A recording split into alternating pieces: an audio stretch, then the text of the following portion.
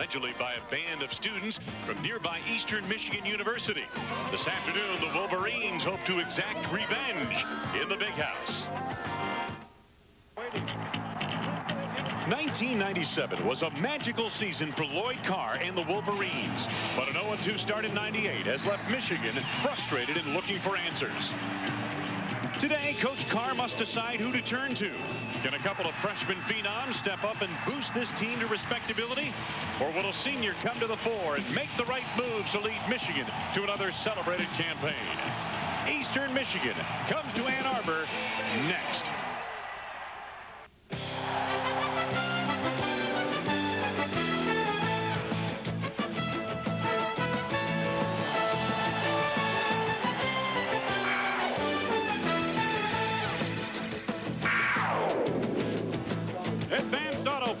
Is proud to present Big Ten football on ESPN+.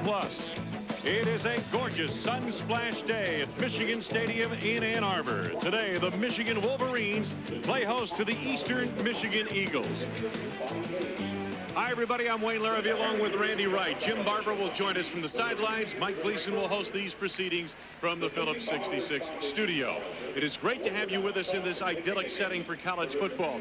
The Michigan Wolverines at 0-2 find themselves, Randy, in the unusual position of actually having something to prove here this third week of the season. Well, Wayne, Michigan has always taken a great deal of pride in their defense. Last year, it won them a national championship.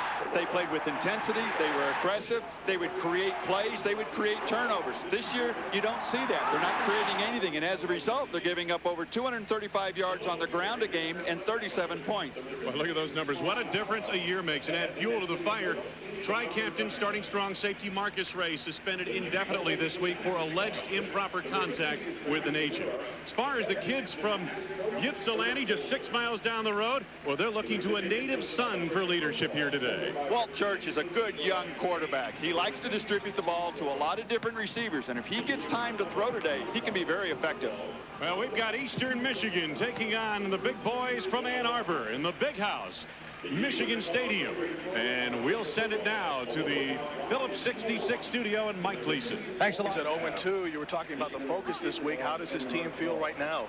Well, I think we have great kids in Michigan, and I expect a great effort from them today. You said you wanted to establish the running game. How important early against Eastern Michigan? Well, we're prepared to play 4 quarters. That's what we have to do, and regardless of how the game plays, we want to play for 60 minutes. All right, good luck, Coach. Thank you, Jim. Lloyd Carr and the Wolverines for the kickoff. Let's go upstairs, Wayne and Randy. All right, thank you very much, Jim Barber. Eastern Michigan won the toss, deferred its decision to the second half, so Michigan will receive on a beautiful afternoon here in Ann Arbor.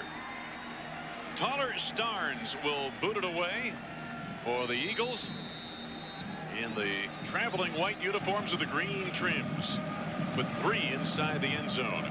Clarence Williams, principal deep back for Michigan, and Williams tracks it to the goal line. A seam out to the 30-yard line. 30-yard return by Clarence Williams. It'll be first down for Michigan from there. Joe Carroll made the stop for Eastern Michigan. Advanced Auto Parts starting lineups, and let's take a look at it. For the Michigan Wolverines, Anthony Thomas, a sophomore, must run big here today, they feel. On the receiving corps, Jeremy Tooman is one of the best tight ends in the country. He only has 3 receptions so far. They'll try to get the ball to him. And on the offensive line, John Jansen and Jeff Backus are 2 fine tackles. They've had trouble on the interior. First down for Michigan, Brady. And here is Thomas. To the 50, to the 40. Thomas taken out of bounds. James Hughes saved a touchdown. Michigan will go first down inside the 35-yard line of Eastern Michigan. What a beautiful first play for Michigan. Watch this coming right at you. Look at the cross block right there, and just a beautiful, beautiful hole for Thomas to run through. Can't arm tackle him, and then it gets to the outside. Just a nice foot race. One of the few big plays on offense that Michigan has had in 3 games, Wayne. A 36-yard run. Well, the Wolverines said we want to reestablish the running game here. They did on that one play. If that's the guy they would like to step forward, is Anthony Thomas. Thomas cuts it back up the middle. Nice move inside the 30-yard line down to the 28, and Donald McCall made the stop. Let's take a look at the Eagles defense. Troy Campbell up on that defensive line, very active with 1.5 sacks. In the linebacking court, Derek Benedetto, 2 sacks and an interception. And the safeties are very active, led by Donald McCall. McCall and James Hughes, 2 junior college transfers who have added a lot to this defense. Second down coming up for the Wolverines. We are just underway from Michigan Stadium. And an injured Eagle on the field. That's Donald McCall being helped off the field. It is a beautiful afternoon here in Ann Arbor in this idyllic setting for college football. 78 degrees the temperatures, light winds, and the forecast clear and sunny. It is a picture postcard afternoon. And there is the leading tackler, the junior from Colton, California, Donald McCall. 19 tackles, 14 solos, 3 tackles behind the line of, or 4 tackles for loss. Now Michigan second down. Second down at about 5. Thomas again finds a hole, and a first down and more. Thomas forced out of bounds inside the 5-yard line. First and goal, Michigan. David Taylor forced him out. Same play Michigan ran the first play of the game, just to the right side. You take a look at the blocking to the left side of the Michigan offensive line. Right here we'll see the hole open up, and Thomas comes through and just runs through untouched again. Same play they ran when it worked the first time. They come back to it, run it again. So off that 26-yard play, first down Michigan, first and goal to go. And they go to Thomas again. Thomas to the end zone with the penalty marker down. It is a touchdown Michigan, pending the outcome of the flag. Penalty markers down in the end zone. Today's officiating crew, the referee, Dennis Lipsky. See him in the white cap. Illegal participation. 12 players on the defense. Penalties decline. Touchdown. So it is a touchdown, Michigan. Take a look at 67, the left guard on the pull, coming through, makes a nice block right there. And Thomas just follows it, keeps his legs moving, gets into the end zone. Wayne, if there's any back that Michigan really wants to step forward today, it's Anthony Thomas. The extra point is good. And Michigan takes the early lead on its first drive of the ball game. The Wolverines reach the end zone to lead Eastern 7-0. Was a strange dude. Tell you, that young man got up today and all he had right was the hair and the face color. Phillips Petroleum, keys to the game, Randy, for Michigan. Michigan wants to control the ball, not only on the ground, but also through the air, and they want to create some things defensively. That's what's been lacking this year for them. For Eastern Michigan, they want to run the ball at least 30 times. Even if they just get back to the line of scrimmage, they need to run the ball some, and they want to protect their quarterback, Walt Church. Hayden Epstein, a true freshman, set to kick it away for Michigan. We've been told this young man has a big leg, and he gets good leverage into this kickoff. Lincoln Dupree, about 3/4 of the way through the end zone, downs it. And the Eagles will start from their 20-yard line. Advance Auto Parts starting lineups. Let's take a look at them. For Eastern Michigan on offense, Walt Church, the Ypsilanti native, local product, strong arm, not a lot of mobility. Jermaine Sheffield is 6'5", one of the tallest receivers Michigan will see this year. L.J. Shelton is most likely to be playing next season on Sundays. First down at the 20-yard line. Powell made his debut as a sophomore last week, rushed for over 100 yards, and gets about 7 yards out to the 27-yard line on this carry. Dhani Jones makes the stop for Michigan. Joaquin Fizel leads the way, a tri-captain up front. Renas and Williams are tough inside as well. The linebacker Anthony Jordan has stepped to the 4, redshirt freshman from Jersey City, New Jersey. And Tommy Hendricks moves from the free to the strong safety to replace Marcus Ray. Second down for Eastern Michigan, and they spread the formation. Church, that one-step drop. Christian countered out of bounds on the near sidelines. James Whitley ushered him to the chalk marks in front of the Wolverine bench. It is a first down for Eastern Michigan. when you take a look at this, is what Eastern Michigan calls their now screen. Church is going to throw the ball out here to the left side, and as long as he throws the ball behind the line of scrimmage, you can block downfield as long as the ball is thrown behind the line. Here, he gets the ball out to Christian behind the line. You see the blocking going on. They pick up a couple of yards. I was a little premature on the first down call. It is 3rd down and a yard to go. And a good second effort by Ethan Benoit, a sophomore from Rich South High School in Chicago. I believe he's picked up the first down, and in fact he has. James Hall, the outside linebacker, the rush linebacker, made the stop. There is Ethan Benoit, and Eastern Michigan picks up a first down. Take a look at this second effort here by Benoit. Doesn't look like there's much there, and I think he was stopped short, but he spins off to the side and gets across that 30-yard line for the first down. Rick Rasnick realizes he's not going to beat Michigan running the ball, but he's got to be able to run it to mix some things in there. Powell, as I mentioned, 113 yards and 32 carries. In Muncie last week, Dahani Jones made the stop. Pickup of about 3 yards on that play.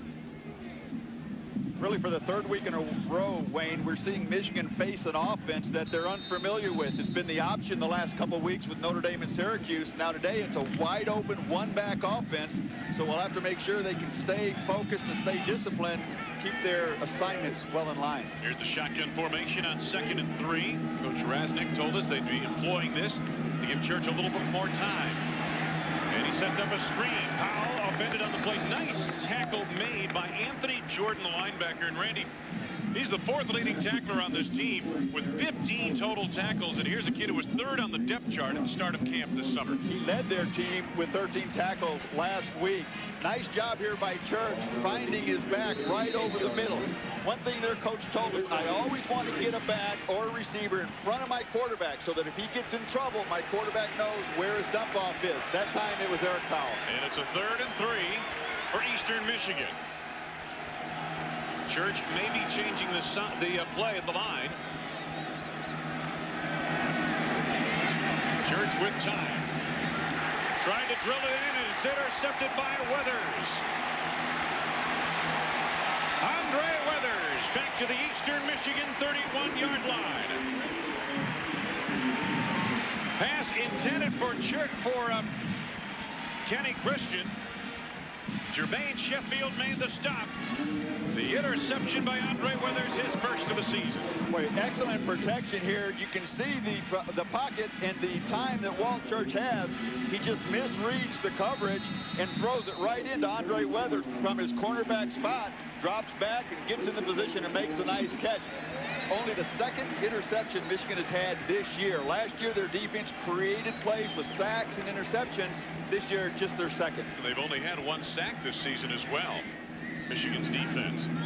From the 31 on first down, Clarence Williams to the 18-yard line of Eastern Michigan for a first down on a gain of about 13. Demetrius Johnson, the quarterback, on the stop.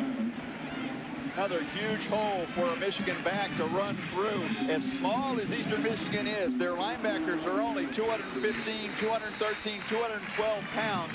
They're going to have a real challenge to step up to that big Michigan offensive line, and so far they can't do that. Time it was Backus and Brandt on the left side of the offensive line to open that hole. Williams able to slip a defender inside the 15 down to the 13-yard line on a gain of about 5 or 6 yards. Johnson in on that tackle for Eastern Michigan. Well, Michigan wanted to control the ball. You usually think that means on the ground, but they also want to mix in a few passing plays. They want to work on the run first. So far, the run's been so successful, they haven't had to do anything through the air. Ty Streets at the top of your screen. Marcus Knight on the bottom. Here comes Clarence Williams. Hit by Hughes, and he's upended at the 10-yard line. Well, Jim Barber, what do you have for us on the injured safety Donald McCall for Eastern Michigan? Call's going to be open. Did take a pretty serious head bump, but the team physician Wally Roser said he's okay. He wasn't unconscious. They're going to watch him for a series or 2 before he goes back in the game. Thank you, Jim. Michigan facing 3rd and about 2 at the 10-yard line of Eastern Michigan. The Wolverines with the early lead. Marcus Knight, the lone wide receiver. He's at the top of your screen. Jackson in motion. Walter Cross, first down to the 5-yard line. Cross debuted last week with 104 yards on 10 attempts and 2 touchdowns in the fourth quarter against Syracuse. And that's the third back we have seen carry the ball here. We've seen Thomas do it. We've seen Williams do it. Now Cross.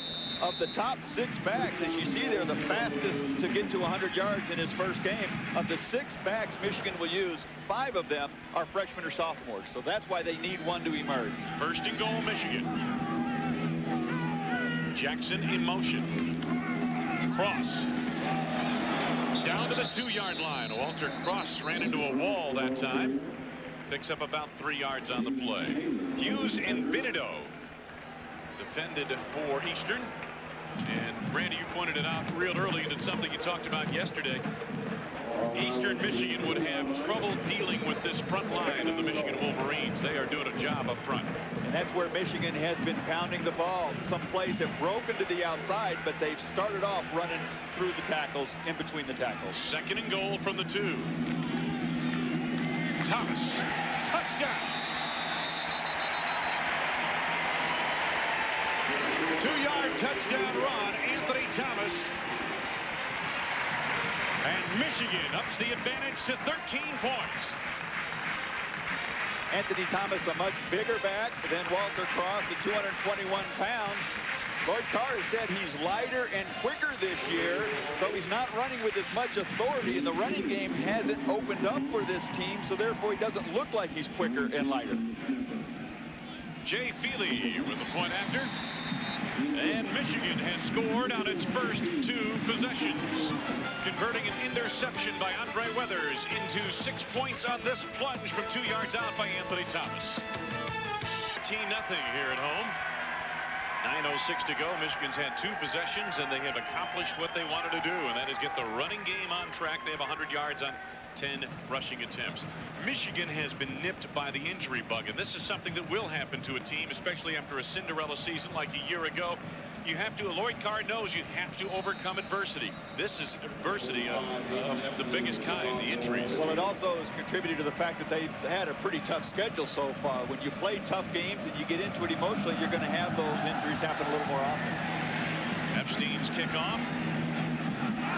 Muffed by Kewan Douglas, and he gets it back out to the 10-yard line.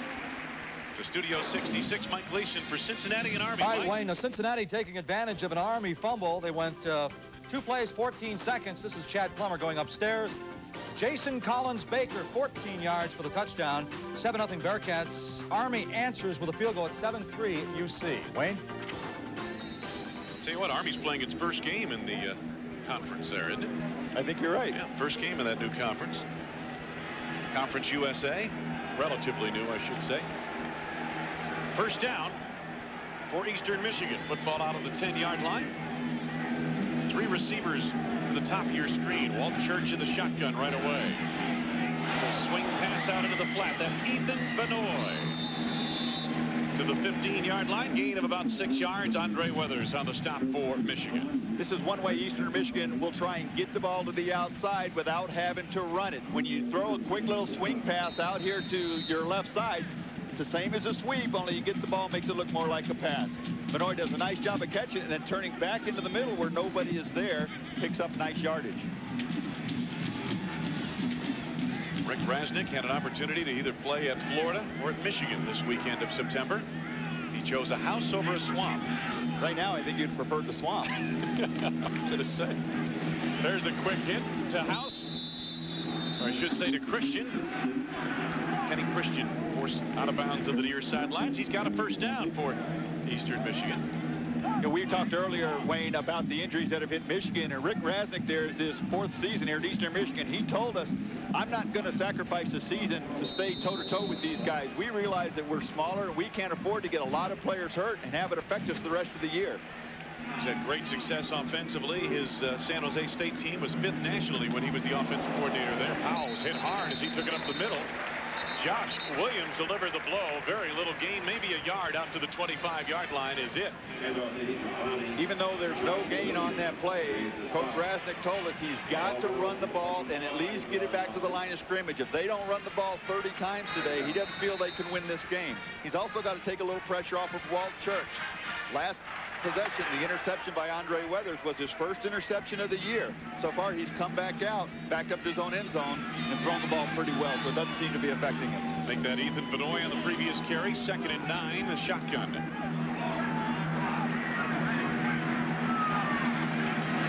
Church, under some pressure, gets it away and throws it away. The rushed linebacker, James Hall, is coming in a hurry. There is a penalty marker down to the offensive backfield. It's like they're going to call intentional grounding here. Well, he did not vacate the pocket, and there was no receiver downfield. And grounding is the call against Eastern Michigan. I believe they were trying to set up a screen over here. Intentional grounding on the offense. 5 yards from the spot of the foul. Loss of down. 3rd down. Wait, I think they were trying to set a screen up, and the early pressure on Church forced him to get rid of the ball before the screen could set up, and that's why Benoit wasn't over there in the area. So for Eastern Michigan, it becomes a 3rd down. About 25 yards to go. You got a 3rd down and 25 play. Michigan Stadium. When you're down 14-0. Would you say quick kick? Not going to be the case. Got the slant, Powell. Not a bad call. They got out across the 25 to the 26. It is a 4th down. That was the second play I would have called. 18-yard gain, not a bad play. They needed 25. Dhani Jones on the stop. What it does is it just is a field position play. A nice job of throwing the quick slant. They bring Powell from the backfield out to the wideout, spread that defense, get those linebackers out of the way. That opens things up. Powell did a nice job of picking up everything he could, and at least giving them a little better field position. Nick Avandet having the best season in the history of Eastern Michigan punting. 44.2-yard average, a long of 74. Whitley back deep to receive for Michigan. Line drive kick. Whitley muffs it, makes the catch on it as he juggled across the 45, and he's got yardage to the 46, where it'll be a 1st down for Michigan. Willingham made the stop. Early going in Ann Arbor, Michigan leading by 2. Wayne Larrabee along with Randy Wright. Jim Barber's on the sidelines. Mike Gleason is our host from Studio 66. It's great to have you with us. Michigan takes over offensively for the 3rd time this afternoon. They have scored on each of their first 2 possessions. Tom Brady, the quarterback. Little swing pass to Ty Streets, and he is gunned down by the linebacker Jason Short. Michigan, as we mentioned, very efficient offensively. Anthony Thomas having a big afternoon of the early going.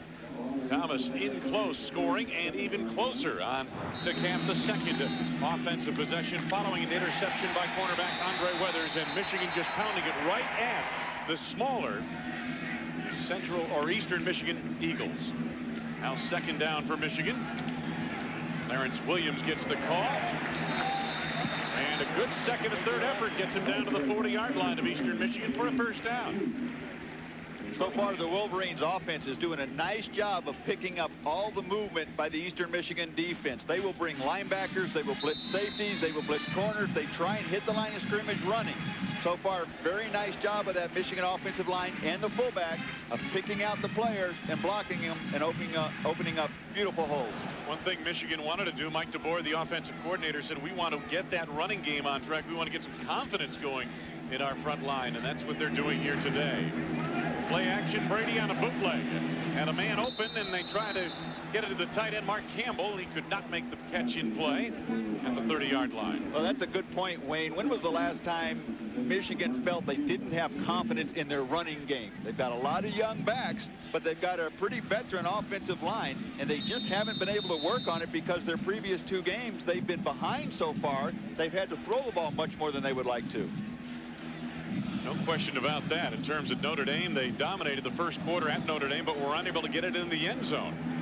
And then fell behind the Irish early going 2nd half. Here they lead 14-0.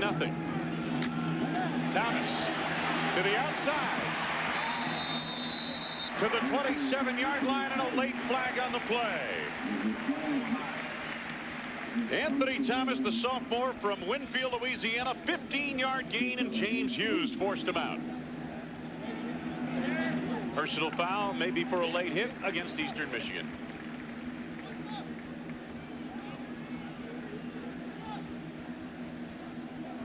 foul, personal foul. Take a look here at the left side right there. The left guard for Michigan pulling and opening up this hole for Anthony Thomas to run right through. He gets a nice kick-out block right there. Beautiful hole, and then it's just speed to the outside as he outruns number 44, Russell. There's the late hit right there. Hughes with that late hit. 13-yard line is where Michigan has the football. Already leading 14-0. Under 6 minutes to go in this first quarter. Thomas ran into David Brandt and is eventually brought down by Matt Driscoll. Gain of a couple of yards down to the 11-yard line. Eastern Michigan, these kids knew they were up against it today. James Turner on that front line, 6'2", 265.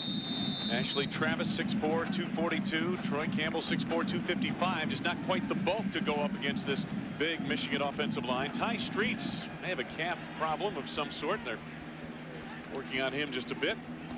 Thomas upended on the play, across the 10-yard line. And the tackle made by Troy Campbell. Gain of about 4 yards. Michigan facing a third down. They have struggled in third down situations, not today, but coming into this game, they were 12 for 33 in third downs. Third down conversions, that's just 36%. And last week did not convert a third down into a first down until the fourth quarter of that game against Syracuse. So many of their third down, Waynes, have been long yardage. That's the result of the lack of a running game. 22 of those 33 third down situations have been third down and 6 or more. They're down at about 5, right through the hands of the intended receiver, and then nearly retrieved to the end zone by Marcus Knight. A quick slant to Kevin Bryant went off his hands, but Knight, trailing the play, almost made the catch in the end zone. Pretty good coverage that time by Eastern Michigan's defense. Watches this ball is thrown a little behind Bryant. He's got to reach back off of his right arm.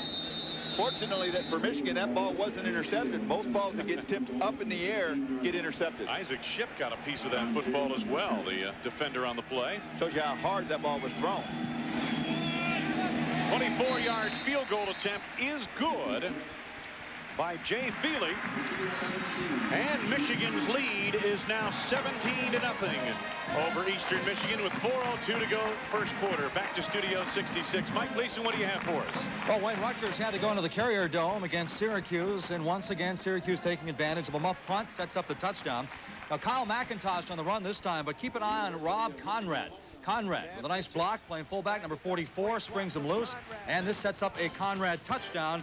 And the Orangemen, after beating Michigan last week, they're up on the Scarlet Knights 7-0 early in the first. Let's go back to Ann Arbor and Wayne.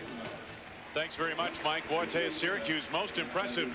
A week later here in Michigan, they're still talking about Donovan McNabb and that well-oiled machine that Syracuse brought here to Michigan Stadium. Take a look at last week, Michigan's performance against Syracuse. In that first quarter, Syracuse dominant right on the get-go, and Michigan struggling on third downs. Didn't, as I mentioned, convert a third down to first down until the fourth quarter, and just 37 yards on the ground in the first half against Syracuse. As we said, Thomas had more than that on his first carry today. You look at those 37 yards rushing, and it tells you why they were 0 for 11 on third downs, because they had third and a lot to go.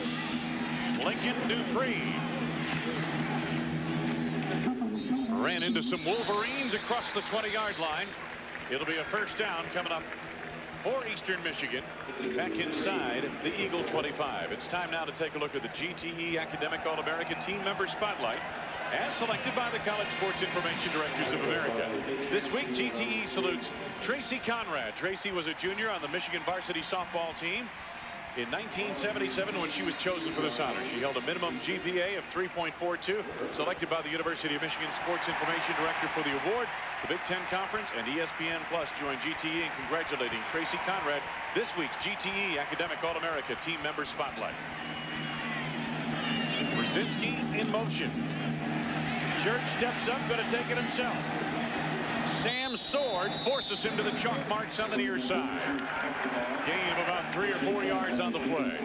Nice job by Church, wanting to go with a quick 3-step drop, try a possession pass. When it's not there, though he's not the most mobile of quarterbacks, he does a nice job of avoiding the first guy, buys himself a little more time. Turns what could have been a negative play into a couple-yard gain. Jim Barber Wayne, we're going to talk to you in just a second. This play got something interesting on Church. His math situation is pretty phenomenal. This kid is a 3.8 student out of 4. On top of that, his family actually has some involvements with some financial ventures in Ypsilanti, Michigan. So things are working out well. Should mention, guys, they apparently, according to head coach, own a donut shop. And I've been working all day to try to get you some donuts, but so far no luck. You know, I'll tell you something, and I stopped by a donut shop and only got a coffee because I was counting on those donuts being here. You know, the problem, Wayne and Randy, you guys are putting me under way too much pressure in this broadcast. I just want to worry about the game. Well, you know, Randy and I are great delegators of responsibility here. That's our main job in this production. Third down here. Third down at about 7. Church looking to make a play. Tried to force it in, and Hendricks knocked it away, and a late flag. He reached from behind Kenny Christian. Tommy Hendricks appeared to knock it away cleanly, but the official on the far side made the call. We just talked about Walt Church's ability to avoid the first guy. The pressure is going to come from right out here, and as he comes through, Church will step up and then scramble to his right, buys himself the time, and then throws the ball downfield. Nice job of putting that ball in front of his receiver and forcing Whitley to go over the back, or the defensive back to go over the back and knock that down. So it's a pass interference penalty against Michigan, and it gives Coach Rasnick's Eagles a first down at the 28-yard line in Eastern Michigan territory. Michigan leading 17-0 in the final 3 minutes of the first quarter in Ann Arbor. Powell, the lone setback. Play action by Church. Lots of time. Over the top. Brandon Campbell forced out of bounds at the 2. 72 yards. Wayne, it all starts with protection. And when you can protect Walt Church like Eastern Michigan just did, it's so hard to cover. Look at the pocket that'll be right here as Church drops back. There's nobody in his face. And when you're playing man-to-man coverage, you have to get to the quarterback. Look how much time he has. He looks to his right, steps up. This allows Campbell plenty of time to get behind Weathers, and then Church delivers a perfect strike to him. This is the 6th game between these two schools. Eastern Michigan has never scored on Michigan. Until now, Ethan Bedoy, touchdown.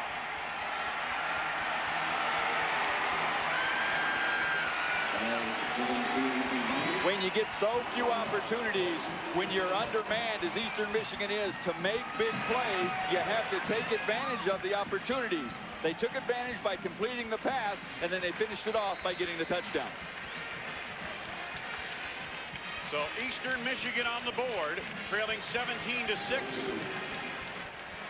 One after touchdown attempt coming up from Justin Ventura, All-American candidate.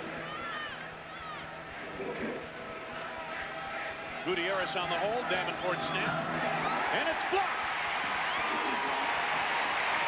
James Hall got a piece of it and blocks the extra point try.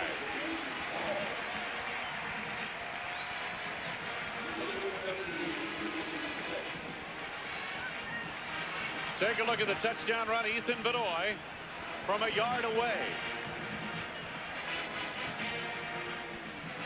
And then just feeling their oats, feeling some momentum. This can take the wind out of your sails in a hurry.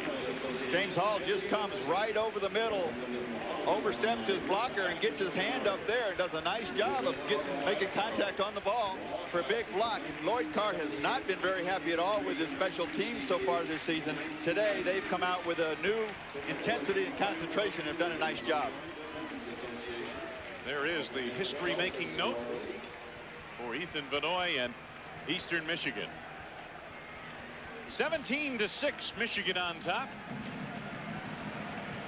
We have seen, Wayne, Michigan's defense give up more big plays this year than in a long, long time. And what you see is what we just saw with Brandon Campbell. Guys running wide open in the secondary. Toller Starnes for the kickoff. And back into the end zone. It is down by Anthony Thomas. Michigan will take it to the 20-yard line. Well, Randy, you get a look at the scoring drive right here. 71 yards coming on the big pass play to Brandon Campbell. Well, the good news is they got the touchdown out of it, but what they didn't do is they didn't chew up some clock and give their defense a rest. Their defense has been out there a lot of the time. They want their offense to score, but they'd like to have them run 10, 12 plays, give that defense a rest. The point you were making about Michigan's defense, Michigan last year gave up 89 yards rushing per game defensively. That's an excellent stat. That's 7th in the nation. The first run from scrimmage against the Michigan defense this year was a 58-yard run by Autry Dennison at Notre Dame, and that perhaps was a wake-up call and a portent of things to come. And Michigan has been giving up some big plays in the early weeks of the season. Jason Short makes the tackle here as Michigan gets a short gainer. Walter Cross lost a shoe. You don't want to forget that piece of equipment. Take a look at the outside linebacker here, number 5 for Eastern Michigan, come through into the backfield, and though he doesn't make the tackle, he gets early contact, and this slows up Cross enough for the pursuit to get there and make a tackle for a short gain. Picked the shoe right off his foot. That's what he did. That slowed him up. That'll slow you up. 2nd down and 8. Ray Jackson for a first down to the 31-yard line. Tackle made by James Willingham. Gain of about 9 yards. What we've seen so far, Wayne, is a variety of Michigan backs carrying the ball. Right there, see Ray Jackson carrying it, and that's one thing that they have to have come out of this game. They need to decide what back they're going to go to for the bulk of the Big Ten season, which starts next week. That's why they're giving so many different backs an opportunity here. Jackson's the lone setback. Terrell is in the slot at the top of your screen. Brady to Tooman in the open field, hit and driven down. Excellent open field tackle made by James Willingham. Willingham, a junior from Flint, Michigan. Take a look at number 80, Jeremy Tooman, who just slips out into the flat and is wide open. And this is a guy that the Wolverines really need to get into their passing offense. He's only got 3 receptions coming in here. He was their 2nd leading receiver last year. So they need to get him in the offense more and more in order to open up the running game also. 2nd and 8. Cross into the backfield. Outstanding play by Terrence Simmons, the linebacker who rode off his block and made the stop. A loss of 3 yards back to the 29. Well, these kids from Ypsilanti, just 6 miles down the road, they're a feisty bunch. Well, we saw Tooman on a pass reception a minute ago. Here he is trying to get the block, and watch how Simmons just runs him over and pushes him back into the backfield, disrupts the entire running play, and makes the play. Not only does he disrupt the play, he comes off the block and makes the tackle. 3rd and 12. Blitz. Brady going to his hot receiver, short of the first down. Lincoln Dupree makes the stop on the far side on Ty Street. Gain of about 6 yards, but far short of a first down, and Michigan forced into punt formation. What a nice block by 35 Ray Jackson, the fullback. As Brady is dropping back, he's going to come in from the left side of the screen. There he is right there. Comes in with the left side of the screen, picks up that block, and gives Brady a chance to get the ball off. First quarter comes to a close in Ann Arbor, Michigan. Michigan jumped to a big lead. Eastern Michigan has responded. The Wolverines lead 17-6. Terry men from Army, huh? 13-7 right now. They have the lead. Here, Michigan leading 17-6. Jason Vincent in punt formation. Kewan Douglas back deep for Eastern.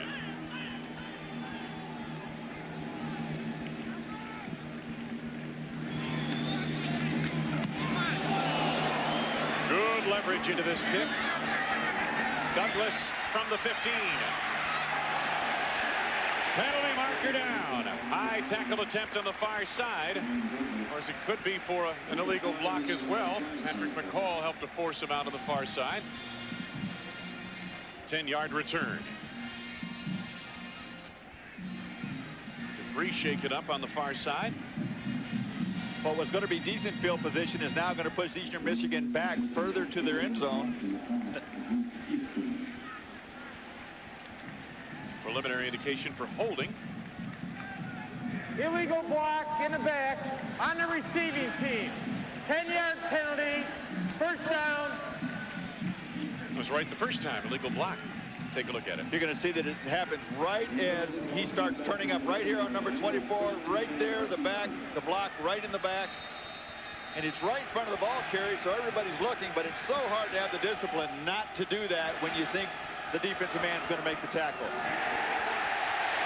Going nowhere fast. Matter of fact, back him up. They went to the wide receiver, Kenny Christian, to try to loop around, and Dhani Jones would have none of it.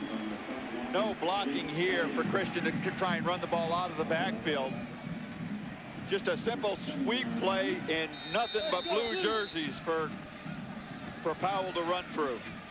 Loss of 4, 2nd and 14 for Eastern. Powell,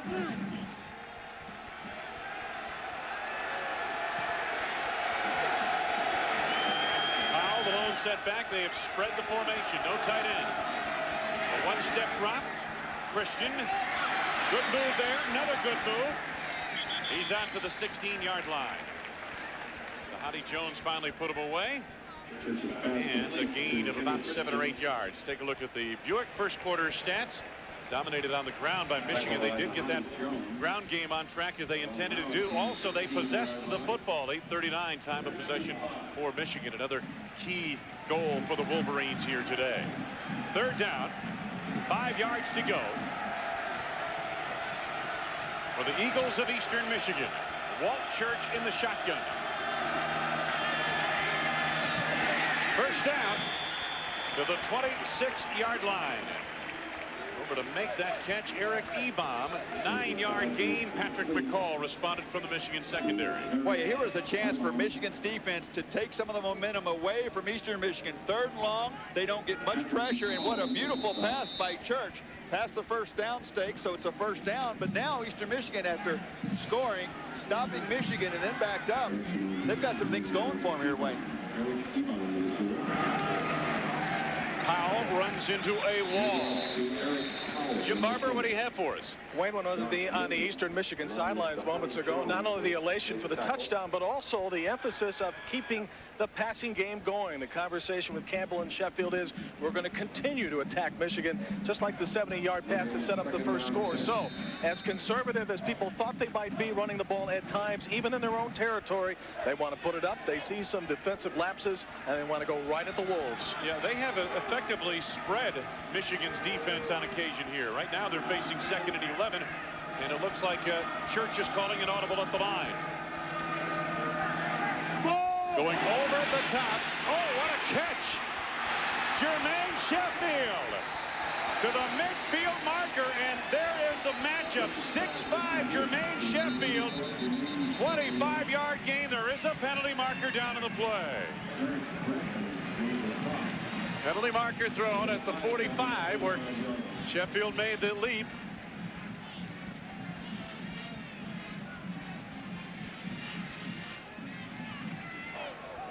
Dead ball foul, personal foul, defense. Dead ball foul, personal foul, offense, offset, result of the play, first down. So the play stands. Andre Weathers was the man they worked Sheffield on. What a nice job of Church throwing the ball high enough and getting the ball up in the air in a place where Sheffield could catch it. 6'5", he's looking back. Now, when you're wide open like this, when you spread that defense, you give your receivers a chance to go one-on-one. Quick toss to the flank. Penalty markers all over the play. Kenny Christian out of bounds at the 40-yard line on a gain of 9. Andre Weathers chased him out, but again, penalty markers down very early in that play. Might be against the offense for a false start. You know, the thing that they're doing, Randy, as we get the indication now from the referee, they're able to spread Michigan's defense with the 4 wide receivers.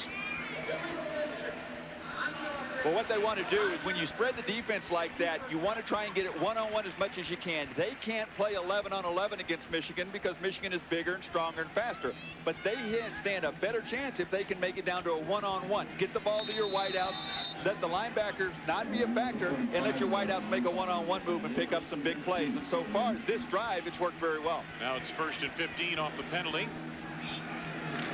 Church from the shotgun. Not known for his running ability. Gets 2 on that Little plunge off the left side as he ad-libbed just a bit. And so it'll be second down coming up. About 13 yards to go. Ironic that Eastern Michigan has moved to this spot on the field, and they've had tough luck on first down on this particular drive. You see Eric Powell right there fake like he's going up for the ball. Here you see Church step up in the pocket. When it breaks down, at least tries to get as many positive yards as he can, avoid the big sack. 3 receivers at the top of your screen, 2 to the bottom. No setbacks except for Church. Off the hands of Powell, intercepted on the play. William Peterson elevated to the end zone. Touchdown, Michigan.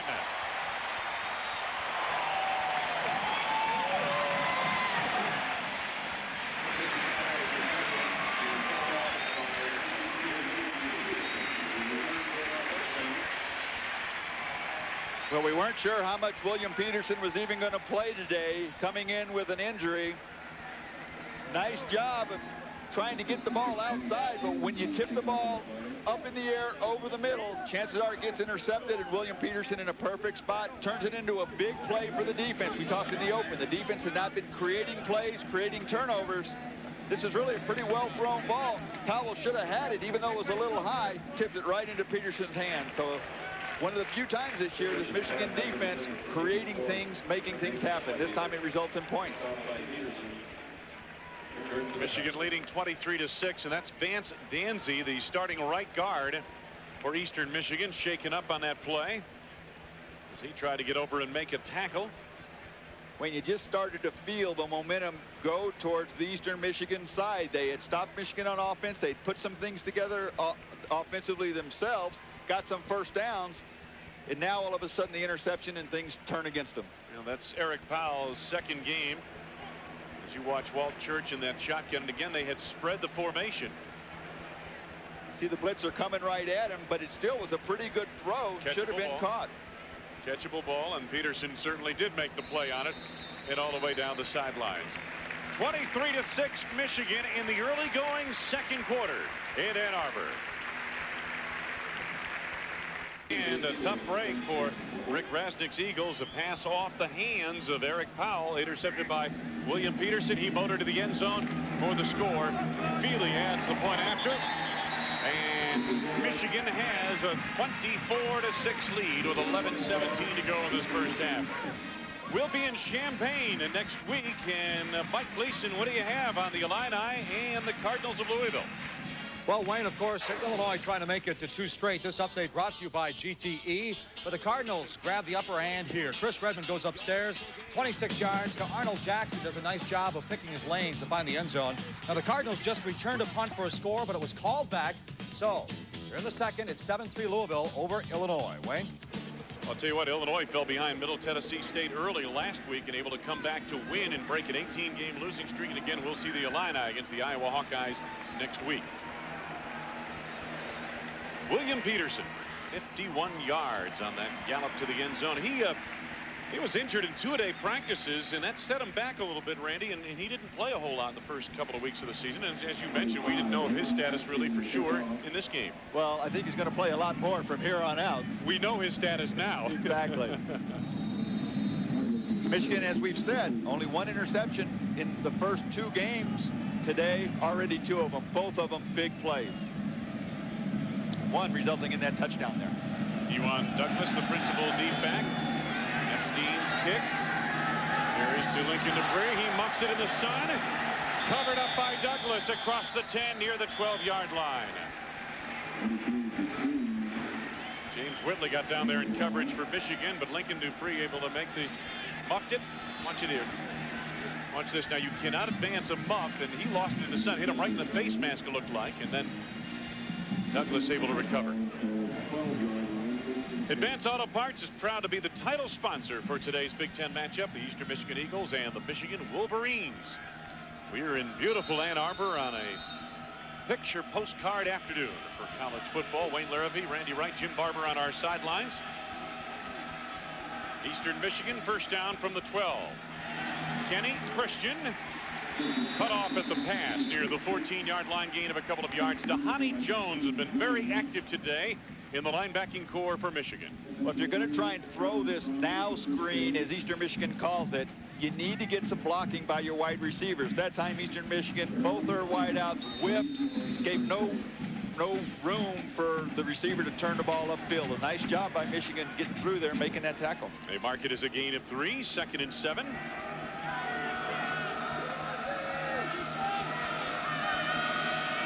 Michigan showing blitz from the corner of the linebacking core. Powell gets a quick hitter up the middle. He picks up about 4 yards to the 19-yard line. Rob Reedus, the veteran nose tackle, makes the stop. We saw Powell step forward a couple plays ago and fake as though he were taking the snap. This time, he does. Gets the snap, turns it into a positive game. At least now as a 3rd, 2 or 3, Eastern Michigan can stay in that quick 1-step, 2-step pass pattern rhythm that they used effectively so far. 3rd down and a manageable 3 yards to go. Powell is alongside Church.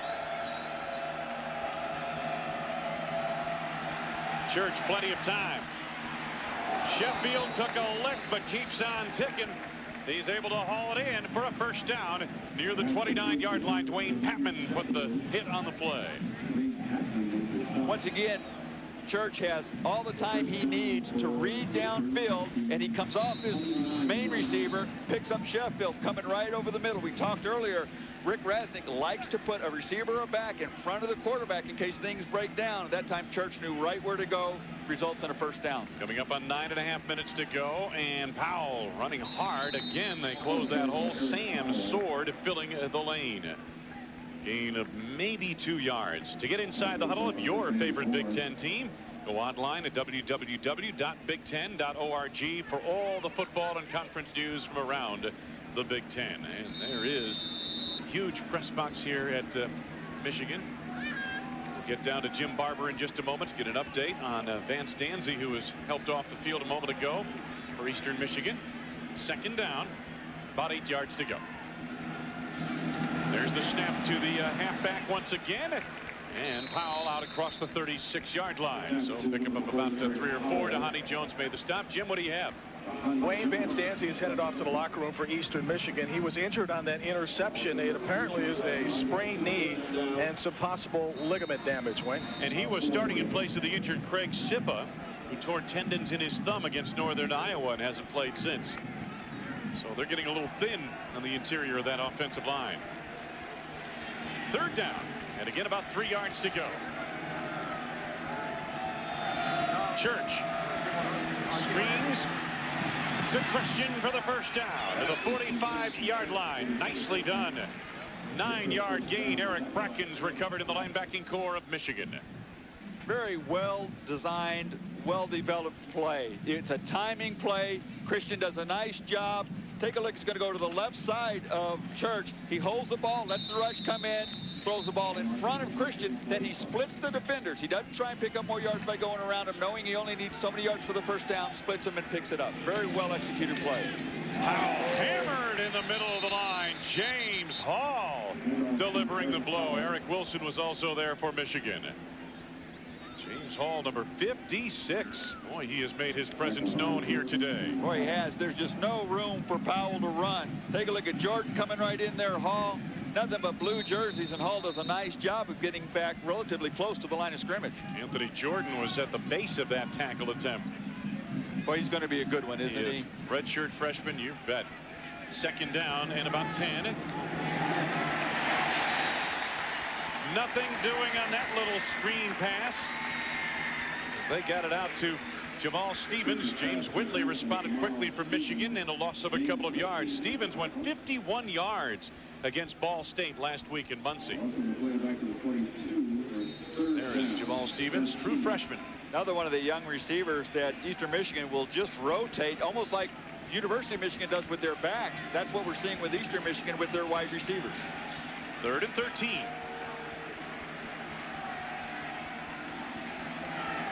Benoit is alongside Walt Church.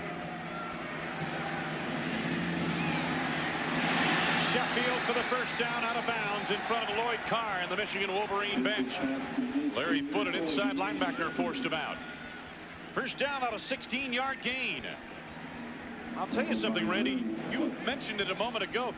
this short passing game, these quick swing passes, well designed and so far, for the most part, well executed by the quarterback. The one interception return for the touchdown was a good pass that should have been caught. Not only is Church doing a nice job of executing it, but the receivers are running very disciplined routes so the quarterback knows where they are. Very, very well executed so far by both parts, quarterback and receiver. Ethan Benoit slips a tackle attempt. Got by Jordan, but could not get by Whitley and Dehani Jones. Today's Big Ten game is brought to you by GTE, official telecommunications consultant to the NCAA and a Big Ten corporate partner. Wayne, I think this Eastern Michigan offense is gaining some confidence here in the second quarter. They've been backed up twice. They had the one bad play that resulted in the touchdown off of a drop, but they have moved the ball after that touchdown, and I think they're gaining confidence with every play. Sheffield and Kenny Christian to the top of your screen. Brzezinski in motion. The rush is on. A little sidearm to Ethan Benoit. Picks up a block and down he goes. Craig Sippa, who did not start this ball game, I mentioned had been injured since the opening week of the season, delivered the block, but Eric Bracken's able to make the play. A short gain for Eastern Michigan, and they'll face a third down coming up. Nice job by Church, knowing it's a screen and he's got an unblocked player coming from right here is where the unblocked player is going to come. Church drifts to the side of the screen, so it's an easier throw. If he tries to drift away from the defender, he can't get it there. He drifts to the player, throws it sidearm. Nice play. Third down and about 4.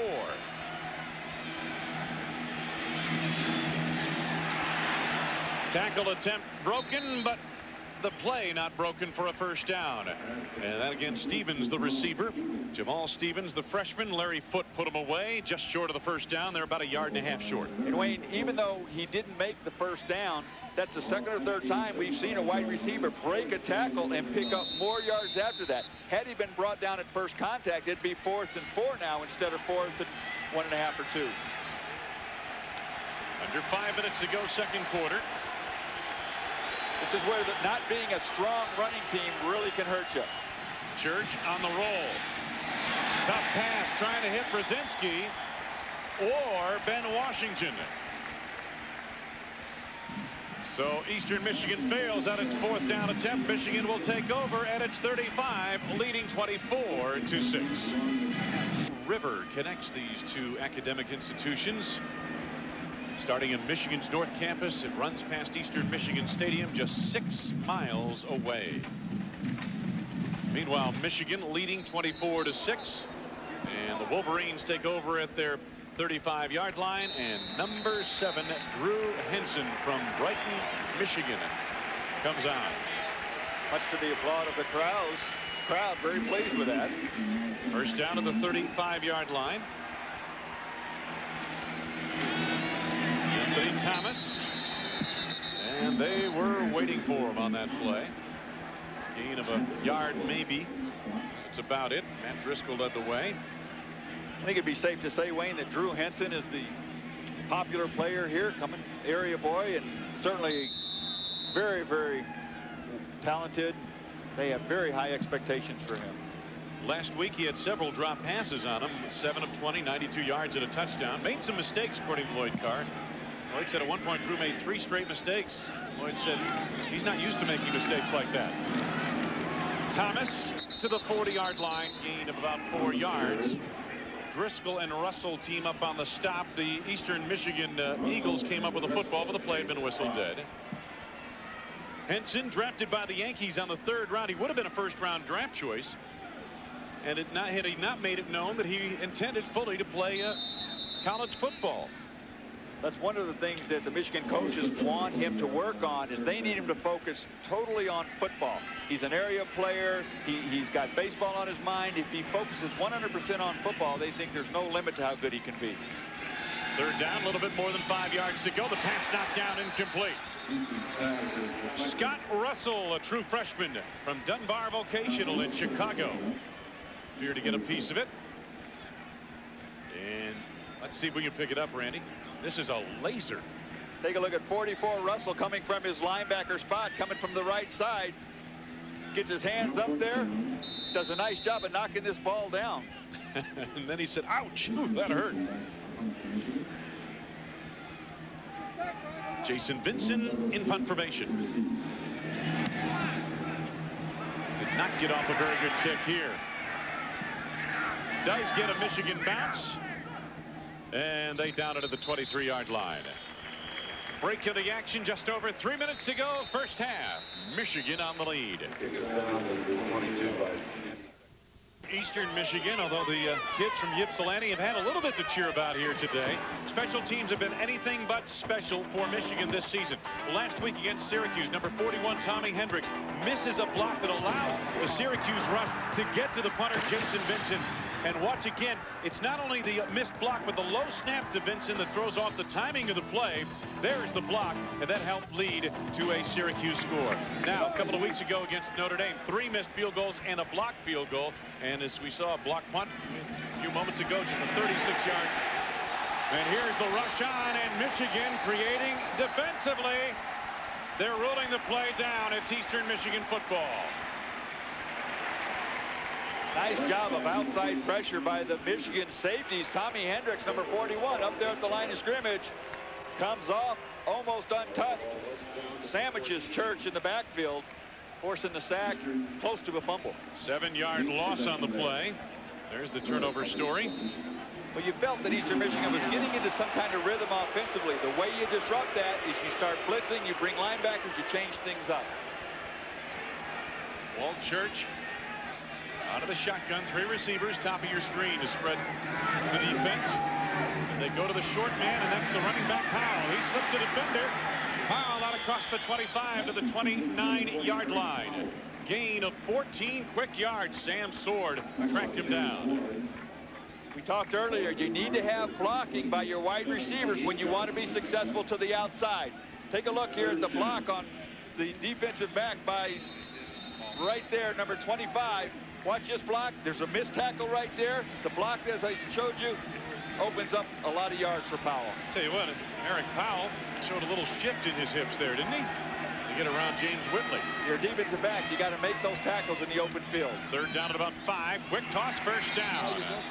Eric Ebaum on the reception. He is a true freshman from Columbus, Ohio. Gain of 7. Patrick McCall forced him out. Eastern Michigan offense overcoming a sack on 1st down, 2nd and 17. 2 nice pass plays. They now have a 1st down, 1:43 to go. They can come down here if they can continue to execute, at least maybe get 3 points on the board. In their last drive, they overcame 3 instances of negative plays on 1st downs to sustain the drive out to midfield. Not much there. Michigan has not given up a whole lot in the interior of the defense on the ground, and Eric Powell finds the going tough. Nate Miller met him in the interior of that Michigan defense. Coming up at halftime, National Car Rental halftime report, Big Ten scores and highlights, a feature on Iowa coach Hayden Fry, and we'll see Hayden next week in Champaign. Iowa plays later tonight out in Arizona, out in the desert. 2nd down, about 11. Here's the snap to the halfback. Ethan Benoit slips a defender and gets out across the 40-yard line. Boy, these backs from Eastern Michigan, Randy, they have run hard here. Good 2nd and 3rd efforts. Whitley finally made the stop there. A gain of about 5 or 6 yards. You've seen a lot of missed tackles by the Michigan defense. This time you'll see the direct snap that'll go right to Benoit. And as you said, running hard, doesn't go down right there.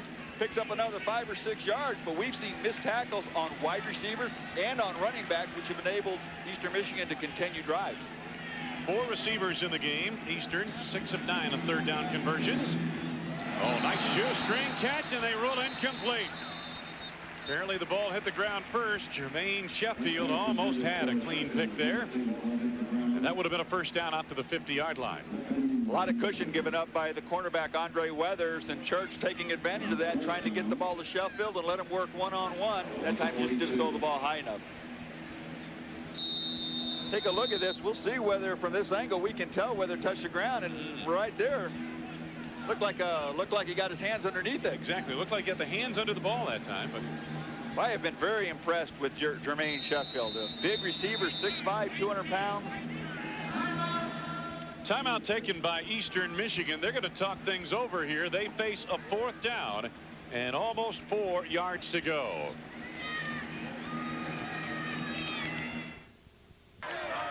.24 seconds to go in this first half. Eastern Michigan down 24-6. Another timeout taken after Eastern came out and showed punt formation.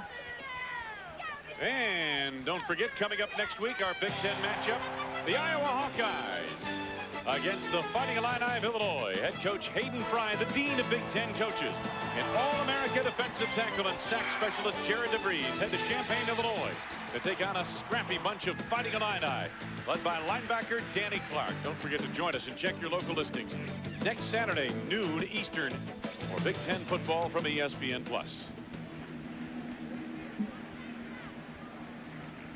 And with any luck at all, we'll get weather just like we have here today. It is a beautiful afternoon in Michigan. Michigan came into this game wanting to establish the ground game. They have done that, but another thing they wanted to do is control the football. They wanted to possess the football. Well, look at these numbers. And this is really a turnaround. Michigan was leading at the end of the first quarter in time of possession, but because they made some big plays defensively and Eastern Michigan has been backed up, they've been able to control the ball through their passing game. 239 yards of total offense, 213 of that through the air for Eastern Michigan. Nick Avandet in punt formation. James Whitley back in single safety for Michigan.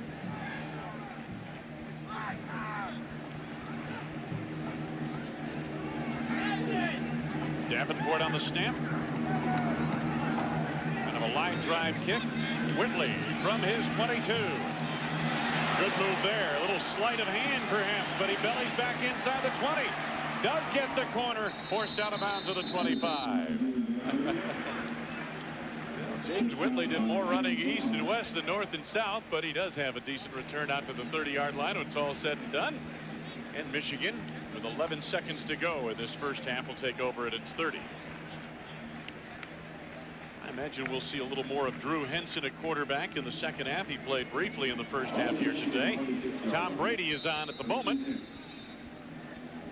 to quarterback Michigan, and what they're working on now would be a 2-minute offense, I would imagine.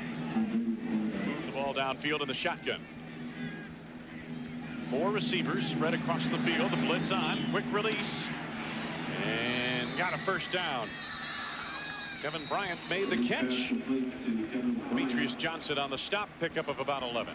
Nice job of Brady realizing that Clifton Robinson, number 8 for Eastern Michigan, was coming off the corner, left his man wide open, got rid of the ball because Robinson was uncovered, unblocked. 5 seconds to go in the half. What do you think, Randy? Do you wind up, throw it as far as you can downfield? I think you do now. You give your receivers a chance to make a play. Maybe you get an interference call, which would at least move it 15 yards farther. I don't think Brady can get it to the end zone, but you can hope for something to happen. And if it gets intercepted, you've got a lot of players there to make a tackle. And a true freshman out of Richmond, Virginia, has entered the ball game. Number 1, David Terrell. And freshmen have made an impact for the defending national champions already this season.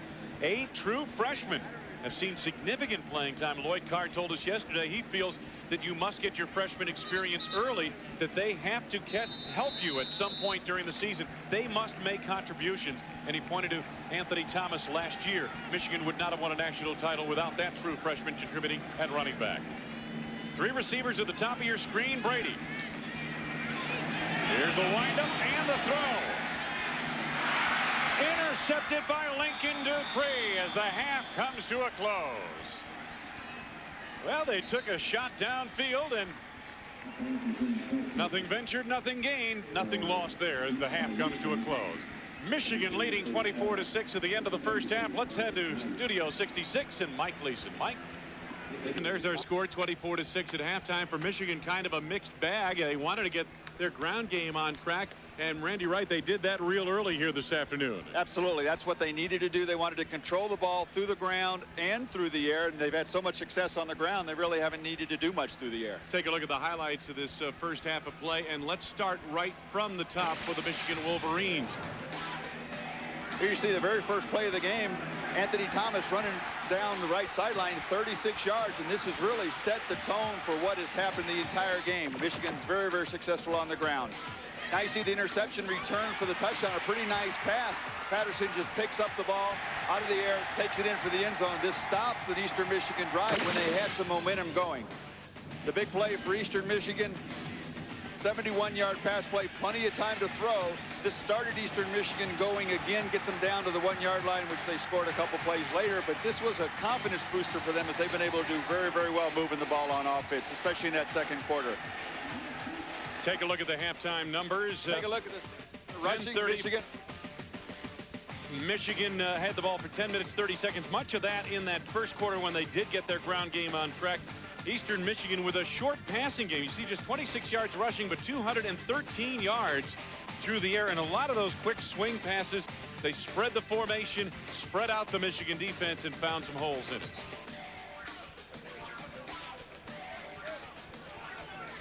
Michigan will be kicking off. Coach Rick Rasnick has his team ready to go, and Coach Carr at Michigan, his team plays on the lead at halftime. And they have not been used to being on this big a lead this season. The first two games of the campaign hotly contested early and then turned into blowouts against Michigan later on at Notre Dame. And, of course, here against Syracuse a week ago.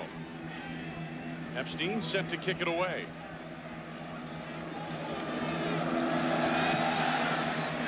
Good leverage into this kick. Chasing it back deep. Isaac Shipp takes it on the end line. And it'll be first down at the 20-yard line for the Eagles. Our halftime leaders, Walt Church there again working the short passing game. One of those interceptions returned by William Peterson, of course, was a tip ball. Michigan 4 of 7 passing for Brady. Thomas 10 carries, 95 yards and 2 touchdowns for Anthony Thomas. Eastern Michigan puts it in play, first down.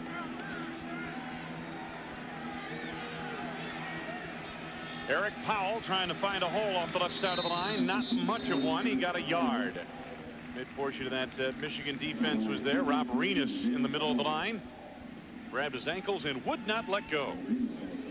Wayne, I think if you're Eastern Michigan, you want to pick up here in the second half with exactly what you did in the first half. They had a lot of success with a few inside running plays, but throwing the ball to the outside, this quick rhythm passing offense, which keeps the rush away from you. They just need to cut down on some of their turnovers. For Michigan, you got to make the tackle. You can't have any missed tackles with those wide open receivers in the open field. Eastern Michigan's done a good job of protecting Walt Church for the most part. There's the quick slant. They tried to get it to Sheffield. The pass overthrown. Whitley had the coverage for Michigan. And a 3rd and 9 coming up for Eastern Michigan.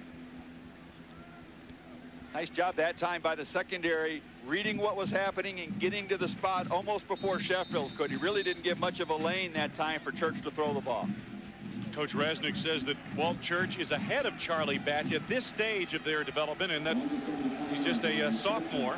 I've been very impressed with the way he has thrown the ball here in the first half.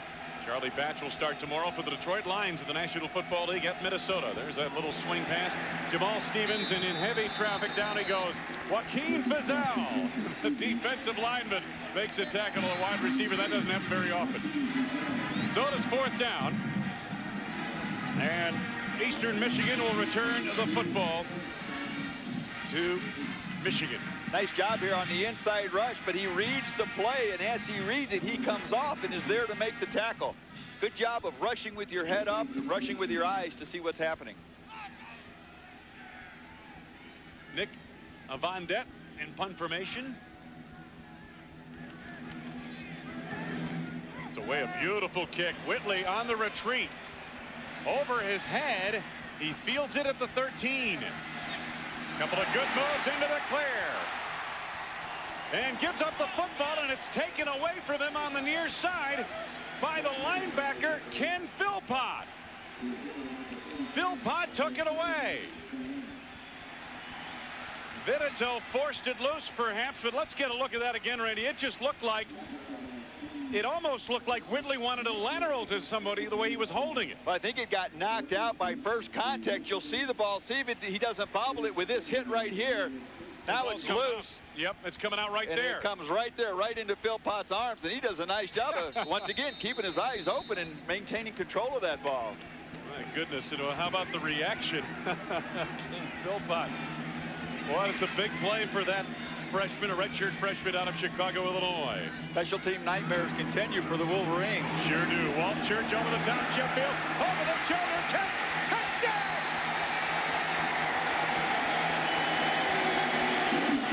37-yard touchdown pass. Walt Church to Jermaine Sheffield. One play off the Michigan turnover. Eastern Michigan's in the end zone. For the second time today, Wayne, Eastern Michigan doing a nice job of capitalizing when they get a break. What a beautiful route this time by Sheffield. Church does a nice job of standing in there and puts the ball out in front of Sheffield. He doesn't throw it behind him where the defensive back has a chance to knock it down. He throws the ball out in front. And for James Whitley, 2 plays in a row he'd like to forget. Justin Ventura for the point after. And Eastern Michigan, a quick cash of a Michigan turnover. And the Eagles climb back into it, trailing by 11. Early this afternoon, junior, Strongsville, Ohio, 6'5". He's the tallest receiver Michigan has seen yet this year, and he uses his height and his physical size to advantage. Does a nice job of keeping the ball in front of him. He doesn't let Whitley get a chance to get his hand up there. Keeps his body between the defender and the ball. Nice job. Clarence Williams wisely down to the end zone. The momentum of the kick took that back into the end zone, although Williams had touched it near the 4-yard line. But it'll be first down from Michigan from there. We are in Ann Arbor, Michigan Stadium, about 110,000 on hand. Wayne Larrabee, Randy Wright, Jim Barber's on our sidelines for us, and we have been given an indication that Ty Streets, the wide receiver for Michigan, sprained ankle, may be doubtful for the rest of the game. We'll see a lot of different receivers for Michigan, though, in this second half. No question about that. They're going to start here with 2 tight ends and 2 backs and maybe try and pound this ball at Eastern Michigan like they did the first half. Brady off play action. There's the swing pass. Jackson, nice move to get by the linebacker. And then ushered toward the chalk marks near the 26-yard line. Pickup of about 6-7 yards on that play. Troy Campbell made the stop. Jim Barber, what you find out at halftime? It's interesting, Wayne. Rick Rest are not going to stop attack Michigan, although we had that pick in the first half that was run back for a score and kind of changed some of the momentum. We're still going to go at them, and I think you saw that in the first drive of the third quarter. Eastern Michigan hardly intimidated by the rivals just a few miles away, and it shows we have a pretty competitive game. That's what Rasnick thought would happen. Not much there for the veteran running back Clarence Williams. He got back to the line of scrimmage, or maybe not. Might have lost a yard on that play. It's going to set up a third down at about 4. Matt Driscoll, the inside linebacker, stepped up to make the play. I think Coach Rasnick has got to be very pleased with the way his defense is played. They're undersized, and they know that. They didn't think they could stand toe-to-toe. But for a defensive unit that only returned 2 starters off of last year's squad, I think they're playing with a lot of emotion, and they're doing a nice job of the best they can. Terrell's in the slot on the bottom of your screen. He's got all the speed. A soft coverage. Quick toss. That's Terrell. First down. Can he make something happen? Not that time. Ran into some traffic. Terrence Simmons, a linebacker on the stop, but enough for the first down. Gain of 10 yards. Every successful pass play has got to start with protection, and Ray Jackson does a real nice job. Watch him here. He's going to come across and pick up the block, and that's going to give Brady a chance to throw the ball right over his shoulder. Nice job of getting it to Terrell, picking up the first down. We've seen Jackson run the ball. We've seen him catch it. Now we've seen him block it. A complete player. From the 37, a short drop by Brady. And nowhere to go. Boy, an excellent tackle made by Lincoln Dupree as he brought down the Michigan running back, Clarence Williams. Boy, one-on-one of the open field. A gain of just 3 yards. Could have been a whole lot more. And one thing about this Eastern Michigan defense, Randy, that is impressive. They do a lot of different things. They bring people pressure from different parts. They bring pressure from a lot of different angles, and they are well schooled for a relatively new group of players playing together in their third game. Very much so. They don't make many mental mistakes, and that's very unusual for a young team.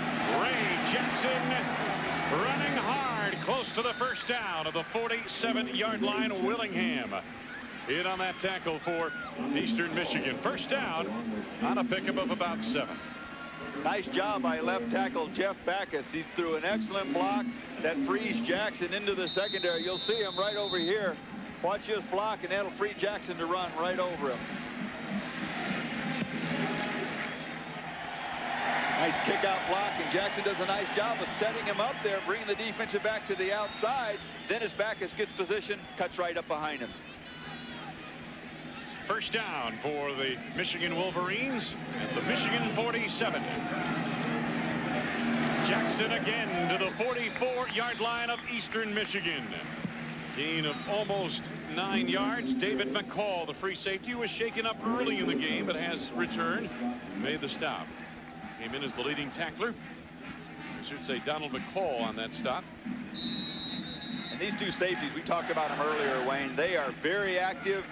They're good size, 190, 186 pounds, and they come up there and they're almost like linebackers with the way they can hit. 2nd and 1. Jackson cuts it back. Slips by one defender and is down near the 35-yard line. Demetrius Johnson missed him. Donald McCall got him, but not before a first down is gained. Pickup of about 6 yards. Ray Jackson starting to get himself on track here in the second half. Boy, all good backs run with their eyes, and Jackson did a nice job of seeing that hole open way to the left side of where the ball was intended to go. Did a nice job. Definitely the workhorse here so far on this drive. First down from the 36. Anthony Thomas reaching on the stretch play inside the 35-yard line. Going to mark it near the 33. Gain of a couple of yards. Not a bad job of that right side of that Eastern Michigan defensive front, not getting pushed back. Earlier we saw them get sealed pretty effectively in some big holes. This time they're holding their ground and keeping that down to a 3 or 4 yard gain. 2nd down for Michigan. About 6 to go.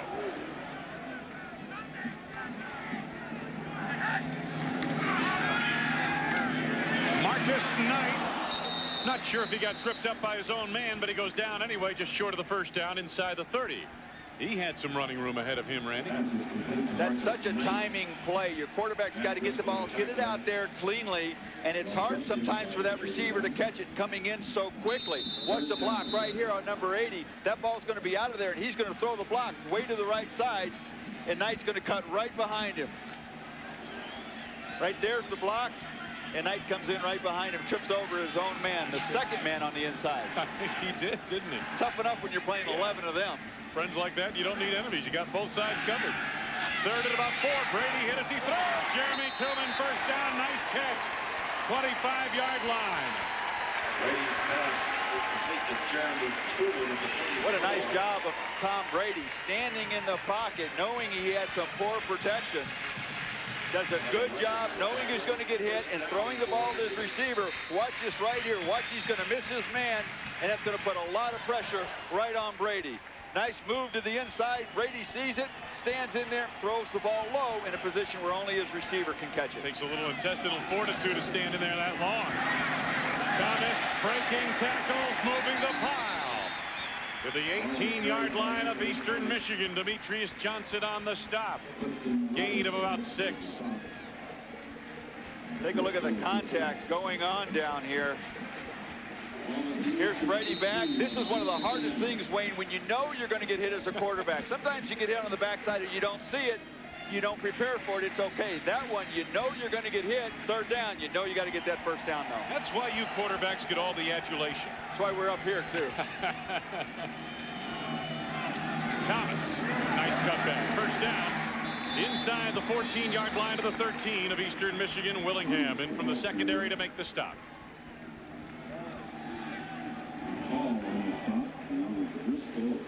We're in Michigan Stadium in Ann Arbor, Michigan on an idyllic college football afternoon. 24-13, Michigan on top of the Wolverines, driving here in the 3rd quarter. Michigan doing a nice job of mixing some run and some pass here. They tried to work on the passing game. They wanted to work on it. Didn't have to use a lot in the first half. This drive, a nice job. Thomas trying to grind it out to the 11-yard line. Gain of a couple of yards there.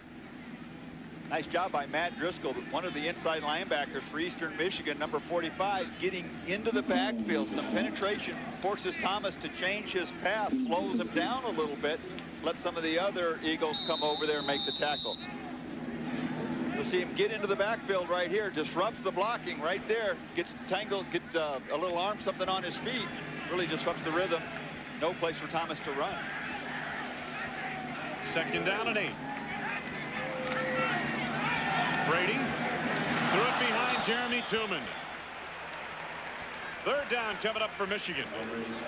Brady was getting chased in the offensive backfield that time by Matt Driscoll, and that may have been the reason why he came across the body with that throw. Eastern Michigan, here you'll see Tooman right here. He tries to just take a little chuck onto the rusher and then get out there, but Brady doesn't get the ball to him quickly enough. Pressure's in his face. If he can get that ball to him quickly, stand a better chance of letting Tooman make an adjustment and have room to run after he catches it. 3rd down.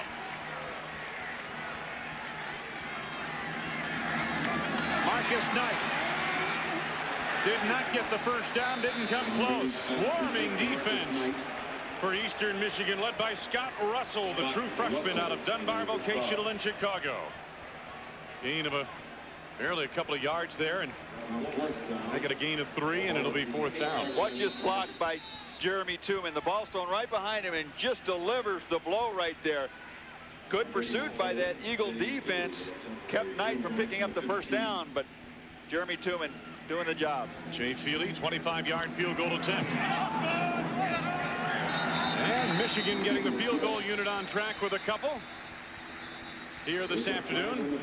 There's a penalty marker down to the 15-yard line. Michigan has struggled in the kicking game this season, and let's see what it is now. Personal foul, roughing the kicker against EMU.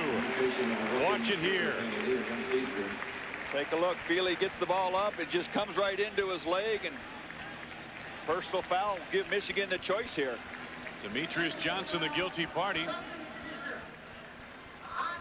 The receiving team, the result of the play is half the distance to the goal, automatic 1st down. So Michigan gets a reprieve, and the Wolverines will put it in play. 1st and goal inside the 5-yard line. Boy, that's a big turnaround there. Boy, it is, as you said. When you stopped them, that was really an emotional victory for Eastern Michigan after the Wolverines had driven down. They played with some intensity, swarming defense, kept them out of the end zone, and then for special teams play to let something like that happen, you wonder how much more this Eagle defense has. And this is the kind of drive Lloyd Carr wanted to see, a long time consuming drive. Michigan has possessed the football better than 7 minutes on this particular drive as they look to add to their lead. Ann Arbor with the Wolverines leading 24-13. Take a look right here as this defender will come through untouched, and he just gets too far back into the backfield and runs into Feely. He just catches his leg there. A little bit of acting going on, but that enables the Wolverines to continue their drive with a 1st down after a nice defensive stand by the Eagles. And certainly that was an emotional defensive stand that had forced 4th down, so a costly mistake there. And now Michigan 1st down to the 4-yard line of Eastern Michigan. Jackson in motion. Thomas wide open to the end zone. Just a jog in the park. Thomas scores again. Anthony Thomas, 3rd touchdown of the afternoon, a 4-yard touchdown gallop. Well, you take a look how they'll just seal the entire right side of that offensive defensive front, and Thomas just walks through with nobody even coming close. There's not even anybody out there for 35 Jackson to block. And the point after by Feely is good. Michigan has increased its advantage to 31-13. So from forcing a field goal to allowing this run by Anthony Thomas after a roughing the kicker penalty, Eastern now behind the 8 ball. Wayne Larrabee along with Randy Wright and Jim Barber back in Ann Arbor, Michigan on top 31-13 off a long touchdown drive, both in terms of yardage and time. 5:59 left to go in this 3rd quarter. But the roughing the kicker penalty on Demetrius Johnson allowed Michigan to go from settling for a field goal on that long drive to scoring a touchdown, and that has turned the momentum of this ball game perhaps for good. What a big play. You just can't give a team that's got superior talent and depth, that many opportunities, and emotionally he just felt Eastern Michigan didn't think they could stop him again. Epstein's kickoff is deep. And Schiff takes it in the end zone. It'll be 1st and 10 from the 20-yard line for Eastern Michigan. Well, Jermaine Sheffield, the wide receiver at 6'5" and 202 out of Strongsville, Ohio, has been a big man in Eastern Michigan plans. Number 84 is the tallest receiver Michigan has seen, and he has used his size and his speed to make some plays here this afternoon. Let's take a look at the Phillips Petroleum first half highlight. Jermaine Sheffield. Watch him, number 84 against Andre Weathers, up over the top for a big play in the first half. And there is Sheffield right now as we pick it up in the third quarter. Walt Church in the shotgun. Eric Powell alongside. The play goes to Powell. Chased down by Sam Sword and company at the 25-yard line, gain of about 5 yards. Well, I've been impressed in the first half and so far here in this third quarter, Wayne, the discipline that these wide receivers and running backs run these pass routes. It's such a timing offense. The slightest miscue can result in a turnover or a mistake, but they're right where they need to be. They don't drop many passes, and they can run with the ball after they catch it. 2nd down and 5. Eric Ebom in motion. Church. Overshot his intended receiver Pete Nikes. You know, you talked about the Eastern Michigan passing game, and I mentioned earlier Rick Rasnick, the head coach, when he was the offensive coordinator out at San Jose State, his offense ranked 5th in the nation in 1990. 3 years later at Utah, again they ranked 5th in the nation. And with Charlie Batch at the controls last year, this offense was pretty potent indeed. And I can see why. They've got a very good philosophy, and they do a nice job. They believe in it. 3rd and 5. There's the one-step drop. And a beautiful tackle made by Andre Weathers to upend Kenny Christian. No gain, 4th down. Boy, that was a great play by Andre Weathers on the flank of the defense. First, he did a nice job of recognizing the play. He comes up, even though Sheffield is on him. Sheffield can't get the block. And Weathers goes right through the block, comes up here and makes the tackle. Nice job. Whitley back in single safety to receive. Nick Avondet in punt formation.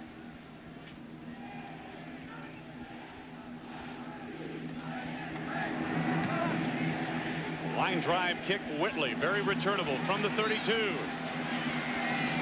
By one defender, 35, chased to the sidelines on the far side of the 38-yard line. Joe Carroll led the charge across the way, and Michigan will take over 1st and 10. Next week's Big Ten matchup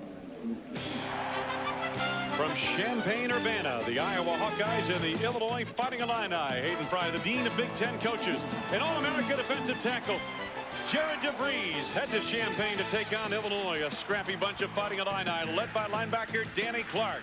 Don't forget to check your local listings next Saturday, noon Eastern. First down, Michigan. Brady has a man out there. Marcus Knight to the 29-yard line of Eastern Michigan. He beat Demetrius Johnson. Nice job by Brady picking up the fact Knight was wide open, and Knight's been relatively quiet today. Going to be on the right side of your screen. They've got 2 receivers running down, only 1 defender back there. Brady picks the inside guy, who's the open one, throws a nice pass. And Knight, who, as I said, been relatively quiet today, makes a big play. Again, Ty Street's down with an ankle injury here this afternoon. Jackson's been a workhorse in the third quarter. Roped down by Demetrius Johnson. Nice cover by Johnson, who moved from the wide side to the boundary side of the defense because of his tackling abilities. Eastern Michigan really requires their defensive backs to come up and make some hits. Their safeties, they fly up to the line of scrimmage. They blitz a lot. Their corners, they play a lot of man-to-man. And when you're playing man-to-man, you've got to be able to come up and get involved in the contact. And Rick Rasnick's been pleased with the way his secondary has played for the most part so far this early in the season. Tom Brady, a third-year sophomore, I should say a fourth-year junior at the controls. Wide open, Marcus Knight. could freeze Vodka, and he picks up an extra 3 yards. James Hughes forced him out of bounds. First down near the 14-yard line. Nice throw by Tom Brady, getting this ball to the outside. You'll see a nice block on 35 coming over to pick up Johnson. That enables Brady to step up, throws the ball to the outside. Then look at this move. You can't touch this guy in a hallway. Nice job picking up another 5-6 yards. Take a second look here. Brady going here all the way, throws the ball perfectly timed right out in front of Knight, gives him a chance to make the move. Up the middle, Justin Fargus on his first carry of the day. Freshman from Encino, California, James Turner made the stop in the middle of the Eastern Michigan defense. We are winding down under 3 minutes to go in this third quarter. Michigan in command at the moment, 31-13. Starting to open things up a little bit more through the air in this second half. It was something they had to work on. They didn't feel comfortable with it. We also were led to believe they were going to play both quarterbacks maybe a little more than they have because they needed to settle on one. Right now, Tom Brady doing a nice job. Slot to the top of your screen, single back. There's a quick throw on the slant. David Terrell, touchdown!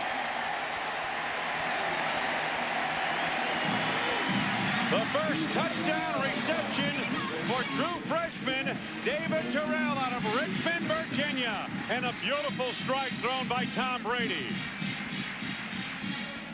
13-yard touchdown pass. Watch how this ball is thrown out in front of Terrell. You hit him in full stride, so he's got that momentum to get by those white jerseys right there. Oh, and look at the reaction from his quarterback. Yes, indeed. And the extra point is through the uprights and good. Well, the Wolverines now extend the advantage to 38-13. Mike Gleason is in Studio 66. Mike, what can you tell us about the Boilermakers of Purdue who are doing battle this afternoon? Well, Wayne, this is our GTE update. Tom Brady obviously doesn't want to lose his job to Drew Henson. Well, Drew Brees is actually outshining Dante Culpepper. Brees, the pump fake, goes upstairs to Cliff Jackson. That's his second touchdown. Pretty good numbers on Brees. 9 of 15, 165, 2 touchdowns and a pick. Third quarter, 21-zip. Purdue. Well, let's go back to Ann Arbor with Wayne and Randy. All right, thank you, Mike Gleason. That's somewhat of a surprise that they are winning so handily in that one, isn't it? I agree. Purdue, they lost so many players to be able to come back and pick up with that wide open offense. It's not easy to learn and execute early. Take a look at the touchdown play a moment ago.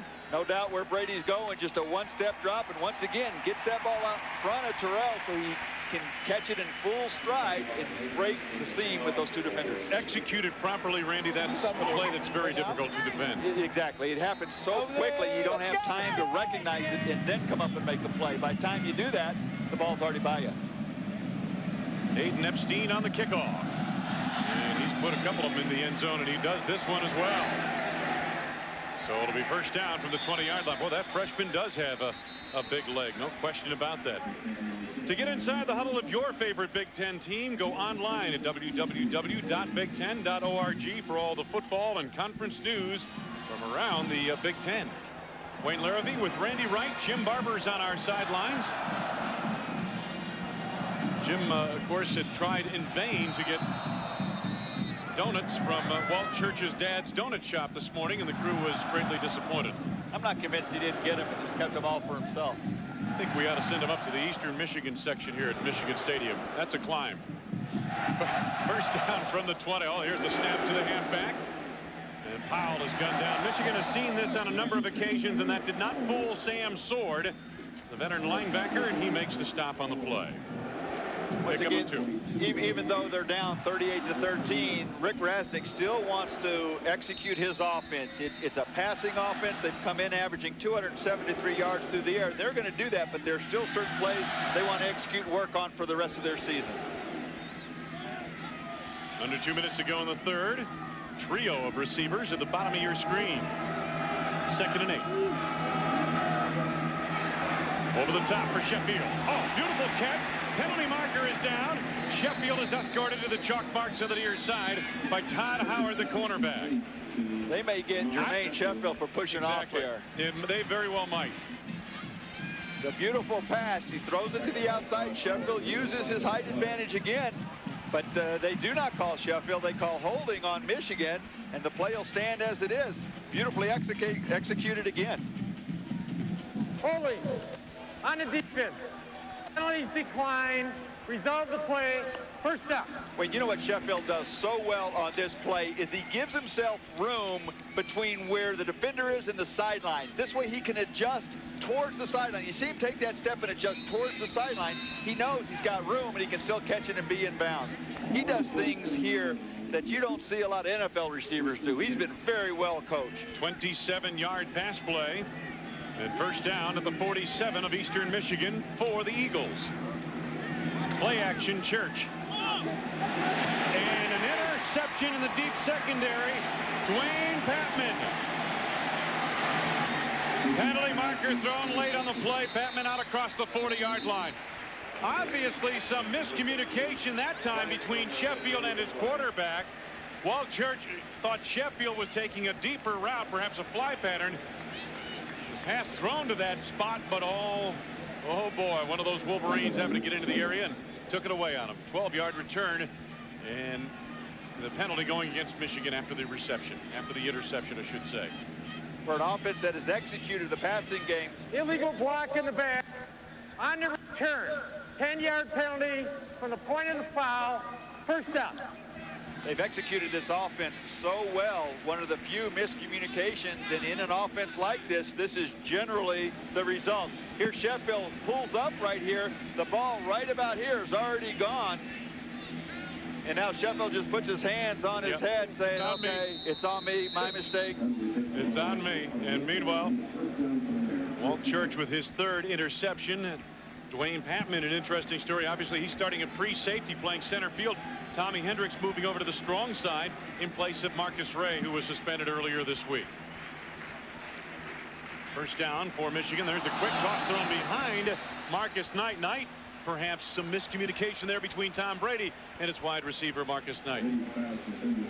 Jimmy, this is a tall order for Eastern Michigan. Quite a challenge for them to come in and play a program like Michigan. And fans around the country might wonder, why are they here? Why would they spend an afternoon like this in Ann Arbor? Well, it's a fair question, Wayne. It all comes down to money. If you fly to Gainesville, Florida, the other choice, by way of Steve Spurrier and country, that would have cost you probably about $20,000 to fly the entire team and the administrators and the coaches. But because they decided to bus over to Ann Arbor from Ypsilanti, just $2,000. And you'd have to play in the swamp in September, more like early September. Yeah. Justin Fargus gunned down by Derek Bidido, the outside linebacker. Loss of yardage back near the 25-yard line. Meanwhile, in relation to what this whole question was about, you know, why is Eastern Michigan coming over here? Is it really worth it to play a game against Michigan? Walt Church had this quote: "You're playing for everyone who wanted a chance to play at or against Michigan. They're not just a football team, they're a tradition." This is from a kid who grew up in Ypsilanti, 6 miles from here. Well, what a great attitude to have when you come in here as the underdog in order to play a game like this. And I've been very impressed with the way he's played, despite the 3 interceptions. Brady's got Terrell wide open. Terrell can't make enough moves to get by the trio of defenders that meet him at the 34-yard line. So it'll be a gain of 9 yards or thereabouts and a 4th down for Michigan. Jason Short, the principal defender. Not a big surprise to see David Terrell get involved in the passing offense. He's a true freshman, but he's a player that the Wolverines really need to emerge this year. He's got great speed. He had a good week of practice. He just needs to play more, but he could give the Wolverines that big play receiver with that speed that maybe they don't have with Streets and with Marcus Knight. Nearly a block there, and a shank punt by Jason Vincent gets a Michigan bounce inside the 30-yard line of EMU. So it'll be first down for Eastern Michigan. They mark it near the 27-yard line, and the Eagles will come back. Boy, it was close to being a block, and it looked as though Eastern Michigan had some players in that backfield, and they may not have thought they could have gotten there, didn't want to rough the kicker, but there were several white jerseys back here. Caused the punt to go off the side of the foot. Just missed it. Pretty close. So it'll be first down. And here are the Eagles to the line of scrimmage. Walt Church at quarterback. Receivers spread across the field. Church is the lone back.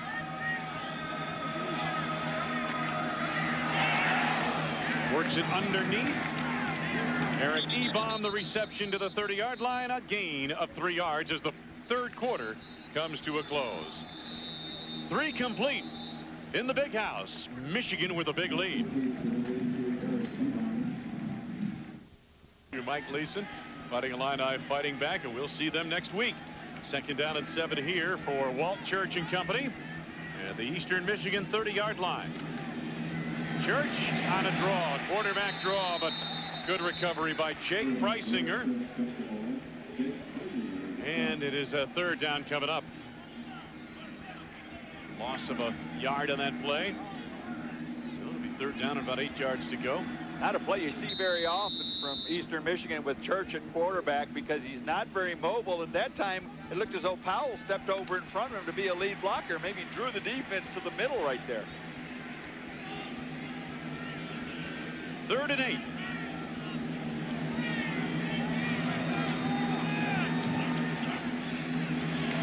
Lots of time. Christian made one move to get by Whitley, but could not get by the linebacker, Dahani Jones.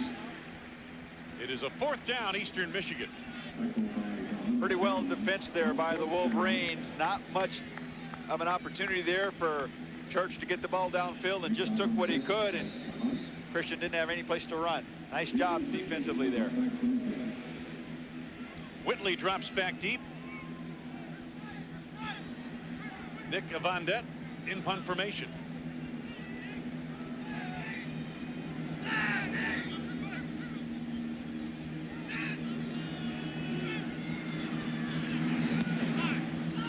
Another line drive kick. Whitley will have an opportunity here.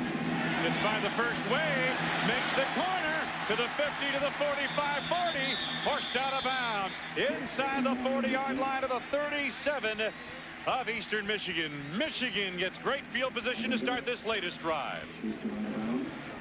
Andy Wright and Jim Barber at Michigan Stadium in Ann Arbor.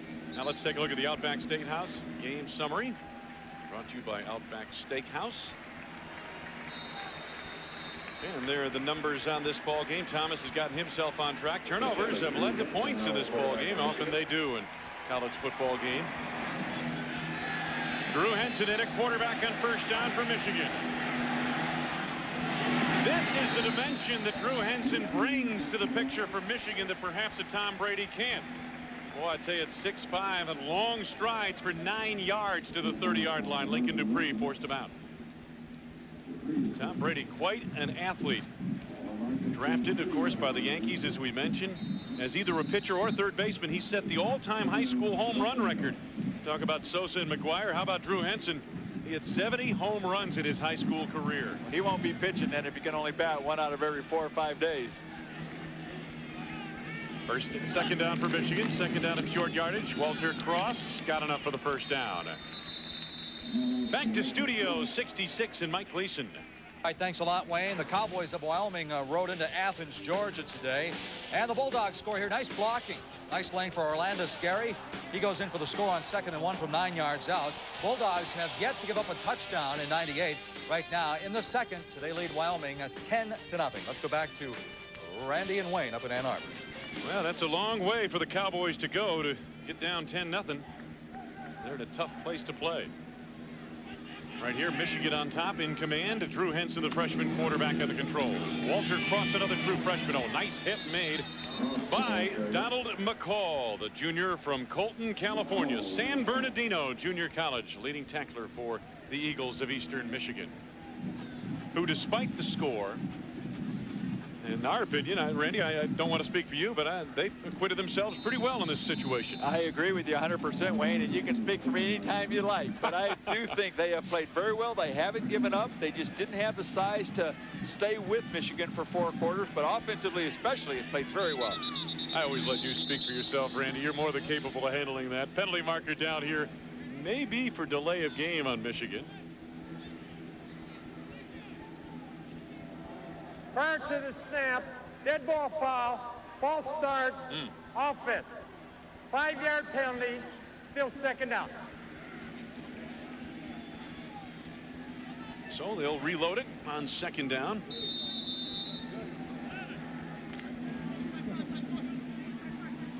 Second down, about 15 yards to go.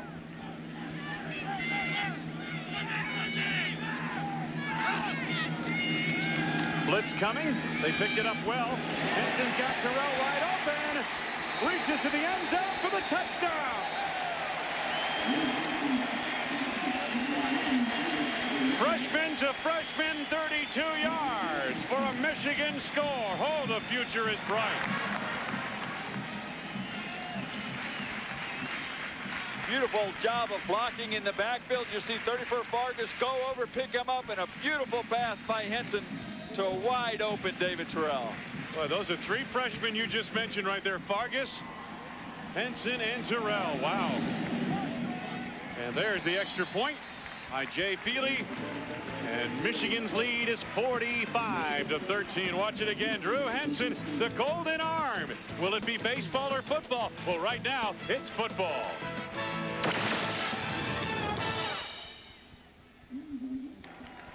Advance Auto Parts is proud to be the title sponsor for today's Big Ten matchup. The Eastern Michigan Eagles against the Michigan Wolverines. Take a look at the numbers by quarter. Michigan jumped on top early, and they have led throughout, obviously. And Michigan adding to its advantage with a touchdown here in the fourth quarter. Wayne Larrabee, Randy Wright, Jim Barber.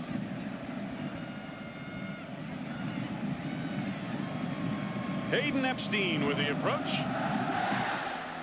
And another booming kickoff through the end zone.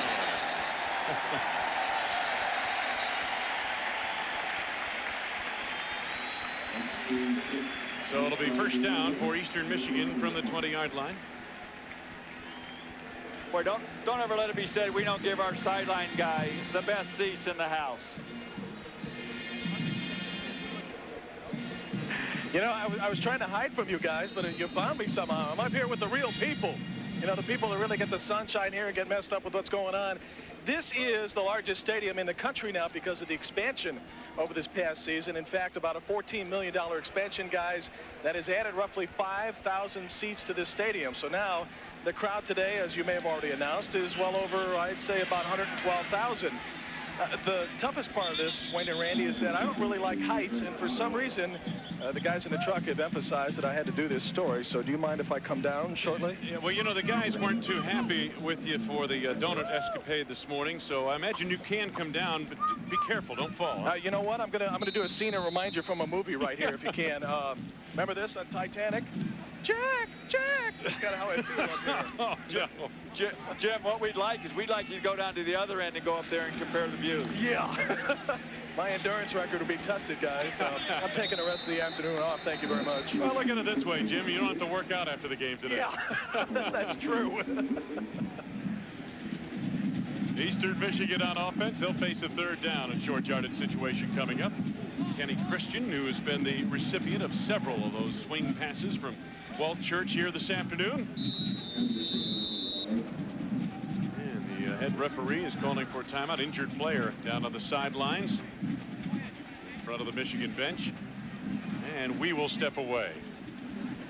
11:14 to go from Michigan. The Wolverines on course for their first win of the year.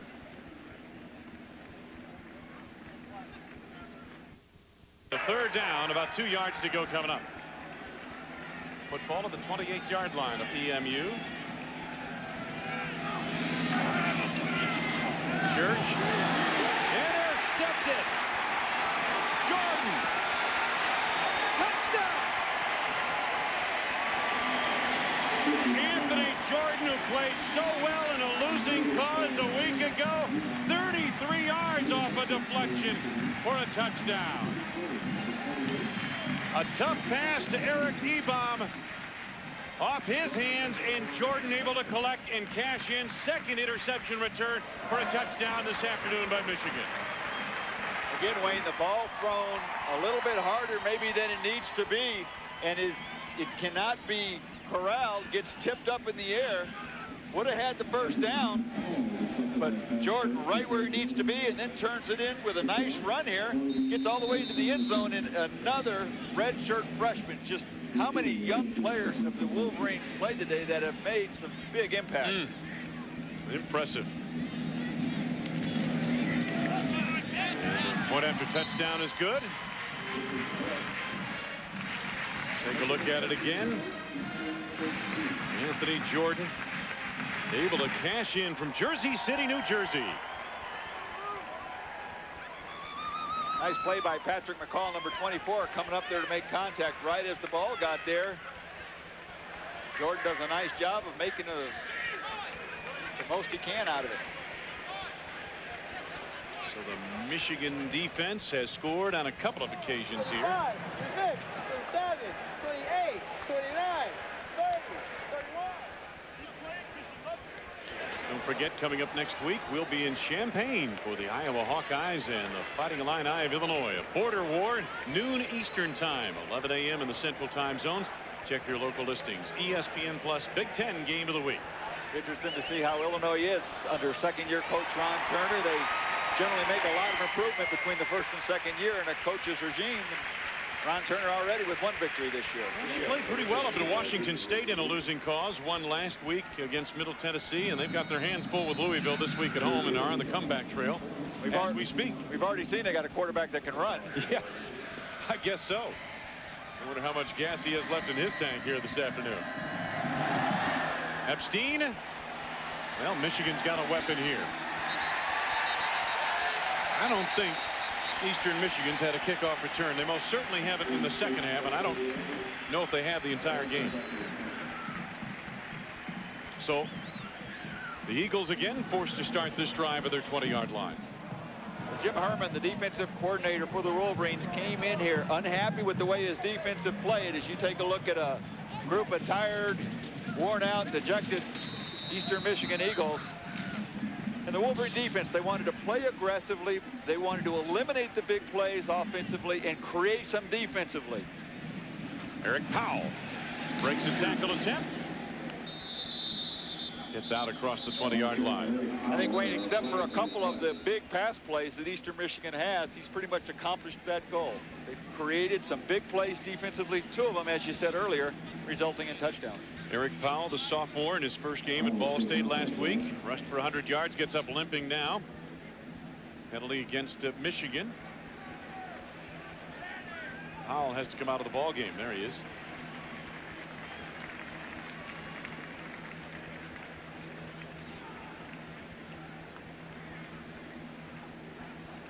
Powell leaves. Here's the call. Illegal substitution on the defense. Penalties decline. Second down. Randy, we've seen two illegal substitution calls, one on Eastern Michigan and one on Michigan now in this football game. That's a point of emphasis for the officials in the Big Ten Conference this season. That is that you are not allowed to try to confuse the offense by bringing multiple people into the huddle or substituting late.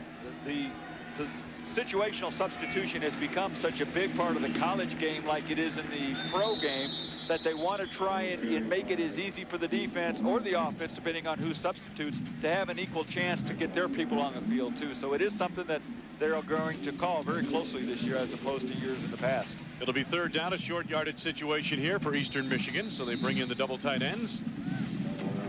Ethan Vinoy replaced Craig Powell and carried the football on the last call. They did not bring in double tight ends, but Walton Church on a quick count takes it on the quarterback sneak and gets it. Randy, we see that happening, a quarterback sneak, and Church is certainly a 6'4", 220. He's a good candidate for the quarterback sneak, but one of the keys I've always found in watching football is that if the quarterback gets up there on a quick count before the defense can set, they've got a much better chance of picking that up. Exactly. Certain plays you don't want to go on a quick count, like screens and draws, because you want the rush. But when you want to get up there and pick up something quickly, maybe before the defense can recognize their formation and before they get dug in, quarterback sneaks are a good thing to go on quick early counts. First down. Wide open, Pete Nikes to the 50-yard line. Walt Church, good execution on that play. Dwayne Patman made the stop in the deep secondary of the Michigan Wolverines, a 20-yard pickup.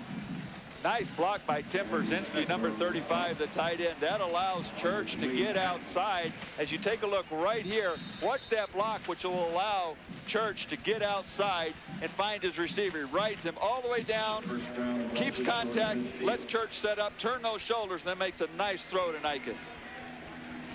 First down. the 50-yard line. Snap to the up back, Ethan Benoit. Well, they've tried that on many occasions here. They get about 6 yards on that play. Grady Brooks makes the stop to Studio 66, where we stop in with Mike Gleason. All right, thanks a lot, Wayne. A lot of college football fans keeping an eye on that Indiana-Kentucky game or the battle between Antoine Randall L. and Tim Couch. You might be surprised by their score. No touchdown passes so far for Tim Couch. Halftime, Indiana 20-10 over Kentucky. They still have 30 minutes to play. But keep in mind, Tim Couch did have 12 touchdowns in his first 2 games. Wayne? Holy cow. I'd say he's 163 yards passing. He had almost 400 yards passing last week.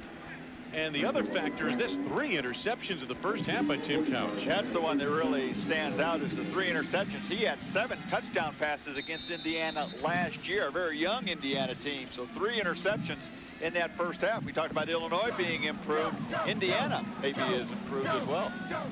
Played a lot of young players last year, didn't they? Got some experience. And we're forced to. And once again, Cam Kramer in his 2nd year at Indiana appears to be doing things the right way. First down, Walt Church. Shoveled it forward, nicely done, a la Brett Favre. Ethan Benoit goes down to the 35-yard line. Gain of 5 could have been disaster. Tate Shansky makes the stop for the Wolverines. You don't have to be a great scrambling quarterback in order to move around in the pocket. And Walt Church has done a nice job all day of avoiding that first guy and buying just the extra amount of time. Here he steps up in the pocket, avoids that guy, and then just buys himself enough time to turn what would have been a big negative play into something decent. Quick toss, Kenny Christian. They have done a good job of snuffing that play out since about the 2nd quarter. Todd Howard made the stop. Adjustment made by Michigan's defense in emphatic fashion. That's the key, is since about the middle of the 2nd quarter, when they had seen it 3 or 4 times, they pretty much know what's coming. They recognize it that much earlier, and they're coming off those blocks a little quicker. Take a look at this hit out here. We'll see him come off the block and just drives him backwards. Picture perfect tackle. 3rd down. About 4 yards to go.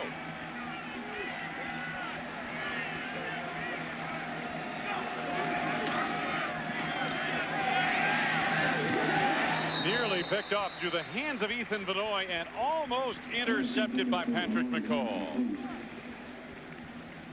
Well, we talked earlier in the ball game about big number 70, L.J. Shelton, the left tackle, the All-America candidate. There he is, right there, Randy.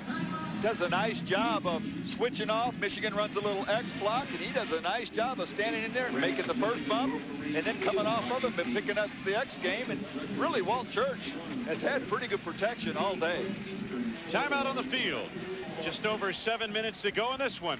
Michigan 52, Eastern Michigan 13.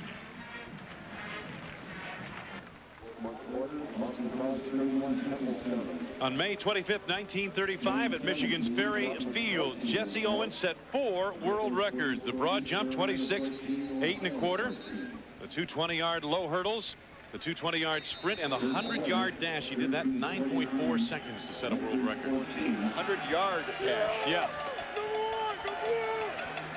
Notice that. Back in the 30s. Here's the snap to Walt Church. Good defense, and a penalty marker down very late in the play. Intended for Sheffield. It looked like a pretty good play initially by Todd Howard, the cornerback, freshman from Bolingbrook, Illinois. Looked like, as you said, Wayne, a pretty good play. Howard just got there a little early, and Church threw the ball in a perfect spot. Low and outside. Watch where Church can deliver this ball. Right to the outside. It draws Sheffield away from the defender, and Howard has to go through Sheffield in order to get the ball. Looked like a pretty good call on that replay. I agree. Sheffield does such a nice job with his body, giving himself the best position to catch the ball and keeping the defender away from him. And 6'5", that's a big body to be able to do that with. From the 28-yard line of Michigan, first down. Wide open, Kenny Christian. First and goal at the 5-yard line of Michigan. Forced out by Tate Shansky. Just inside the 5-yard line. So it's a first down. Eastern Michigan, boy, offensively, they continue to try to execute their offense. 24-yard pass play. Nice job how the receivers will cross. Sheffield goes to the outside, and Christian comes to the inside. Then they cross again down here. Now Christian, as he goes back to the outside, finds the open spot. Ethan Benoit, the long setback. Upended in the middle of the defense. Larry Foote, another true freshman, made the stop for Michigan.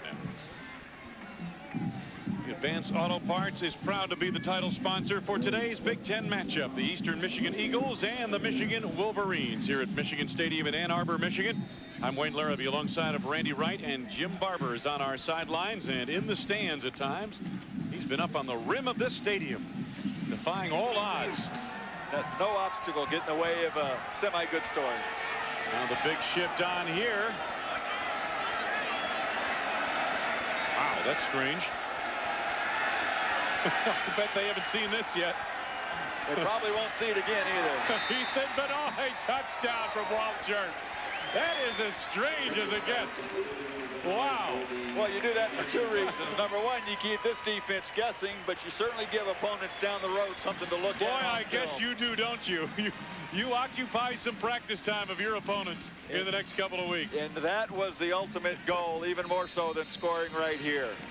Well executed, though. Benoit lined up on the left side right here. Comes right out. One-on-one. And does a nice job just running a little 5-yard out as Michigan, not sure what was going on, really wasn't ready for that. And the PAT is through the uprights, Justin Ventura. So it is 52-20. Michigan over Eastern Michigan, just over 6:10 left to go. A little celebration of the late going for Eastern. Dodge. From cars to minivans to trucks, it's about change. The new Dodge. Advance Auto Parts. The best part is our people. GTE, official telecommunications consultant to the NCAA and the Big Ten. Phillips 66, makers of super clean gasolines and Tropartic motor oil. Well, the Michigan Wolverines are going to get a win here today, but these Eagles from Eastern Michigan have really brought some entertainment value to this one. They have come here to play, and they have not backed down. And they've been creative. And take a look at this last play on offense. Shift everybody. L.J. Shelton, the big All-America offensive tackle, way out beyond the formation, along with Clay Mahari. And then Walt Church out of the shotgun to watch this. Michigan wondering, wait a minute, where are all these people going? And Ethan Benoit pops open in the end zone. Well, you give a quarterback two options. If the defense doesn't shift enough players out there with your players, then you throw it to the right. Nikas was over there. You set up a little screen. If they shift like they did, then you let your back go one-on-one. Did a nice job of reading it right, making a good throw.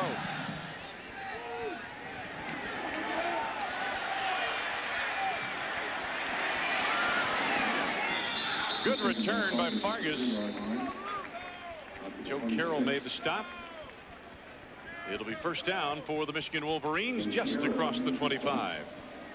When you're talking with the Michigan coaches, they had said they wanted a running back to emerge because they need to get the running game going, but they also wanted a quarterback to emerge between Tom Brady and Drew Henson. And although I think Tom Brady came in with an advantage, we've seen him play the majority of today, they really would like to see Drew Henson step up and do some things because they want to design an offense around whichever one of these two guys it's going to be playing this game for this team for the rest of the year. First down at the 26-yard lines where they have it spotted. Drew Henson at the controls. Henson, quick look, Marquise Walker. Walker escorted to the chalk marks of the near side across the 30-yard line, a gain of about 4. To the sidelines, Jim Barber. Jim? Guys, all afternoon long, you've been talking about Drew Henson in his limited time of playing. As you know, he signed with the New York Yankees to play baseball, played some minor league ball during the summer, got a $2 million contract. Well, this guy has got his own webpage and then some. Over 100,000 hits on it during the summer just to find out about this kid. Clarence Williams, the running back of Michigan, said, you know, he's just like us, minus the $2 million. Fumble on the snap. Did they get it back? And apparently it is going to be Michigan football. So mishandled exchange. You know, Jim, just to add to what you were talking about, after we take a look at it. So often you see fumble exchange with a new quarterback in there, though Henson has played some. That time it looked as though the center were just going to pull a little quickly and didn't get the ball up to Henson in time. Steve Frazier on the snap. Well, you know, Drew Henson was working out with the Yankees when they were down in Tampa. And after he took a few swings in the cage, he was in the clubhouse talking to Derek Jeter and the boys, and he was explaining to them he's going to go into Michigan to play quarterback and to play football. And Derek Jeter turns to him and says, wow, you're going to Michigan? You're going to play quarterback? You're going to play football? And Jeter says, wow, that's big time. Derek Jeter of the New York Yankees, the best team in the world right now. How big do you have to be for Derek Jeter to say that's big time? You know, Henson said his eyes were wide as he could get. And he said, wow, you're going to play quarterback at Michigan. That's big time. Oh, well, I tell you, everything in its proper time for Drew Henson and company. To win the Outback Steakhouse Back of the Game Award. Henson. Nobody open there. Diallo Johnson was in the neighborhood, but pretty well covered at the 35. So does fourth down for Michigan. They're wisely thrown down into the ground and not forced in there by Drew Henson, and you'd rather have an incompletion than an interception. A couple of drives that Henson has had. He had the big touchdown pass, but maybe does look a little more out of sync. Well, that youngster knows that this verdict has long been in.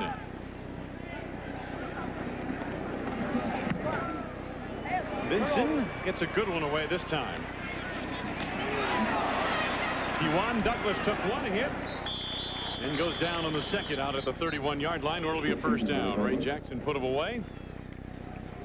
So first and 10 coming up for Eastern Michigan. We have just over 5 minutes to go in the football game. Michigan leading 52-20.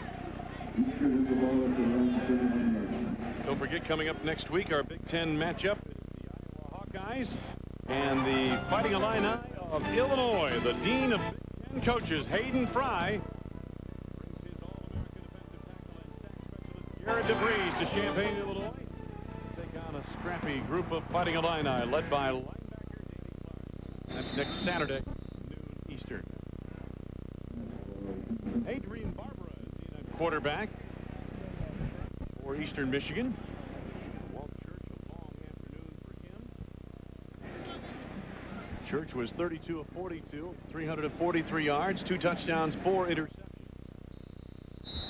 Well, the interceptions will stick out as being a real sore spot. But 32 for 42 for 343 yards. Outstanding day from that aspect. Couple of touchdowns, and did a nice job of reading and dissecting this Michigan defense. To Ethan Benoit, the up back, for about 5 yards out to the 36-yard line. Chris Singletary on the stop for Michigan. A lot of the backup personnel getting opportunities to play in this ball game now. The game pretty well obviously decided. There's a look at Walt Church and his numbers. I've got to think this offense, Wayne, even though they're going to lose this game, they've got to feel pretty good about what they did offensively against this team. Barbara comes back over the middle, juggled and dropped incomplete, threw it behind his tight end Matt Kelly. Well, they've added new seats here. Jim Barber detailed that, but also the scoreboard. Outstanding. 2 big scoreboards in above the rim of the stadium in both end zones. And all the information you need, and a huge television screen right there. Fourth down for Eastern Michigan. David Terrell back deep to receive for the Wolverines.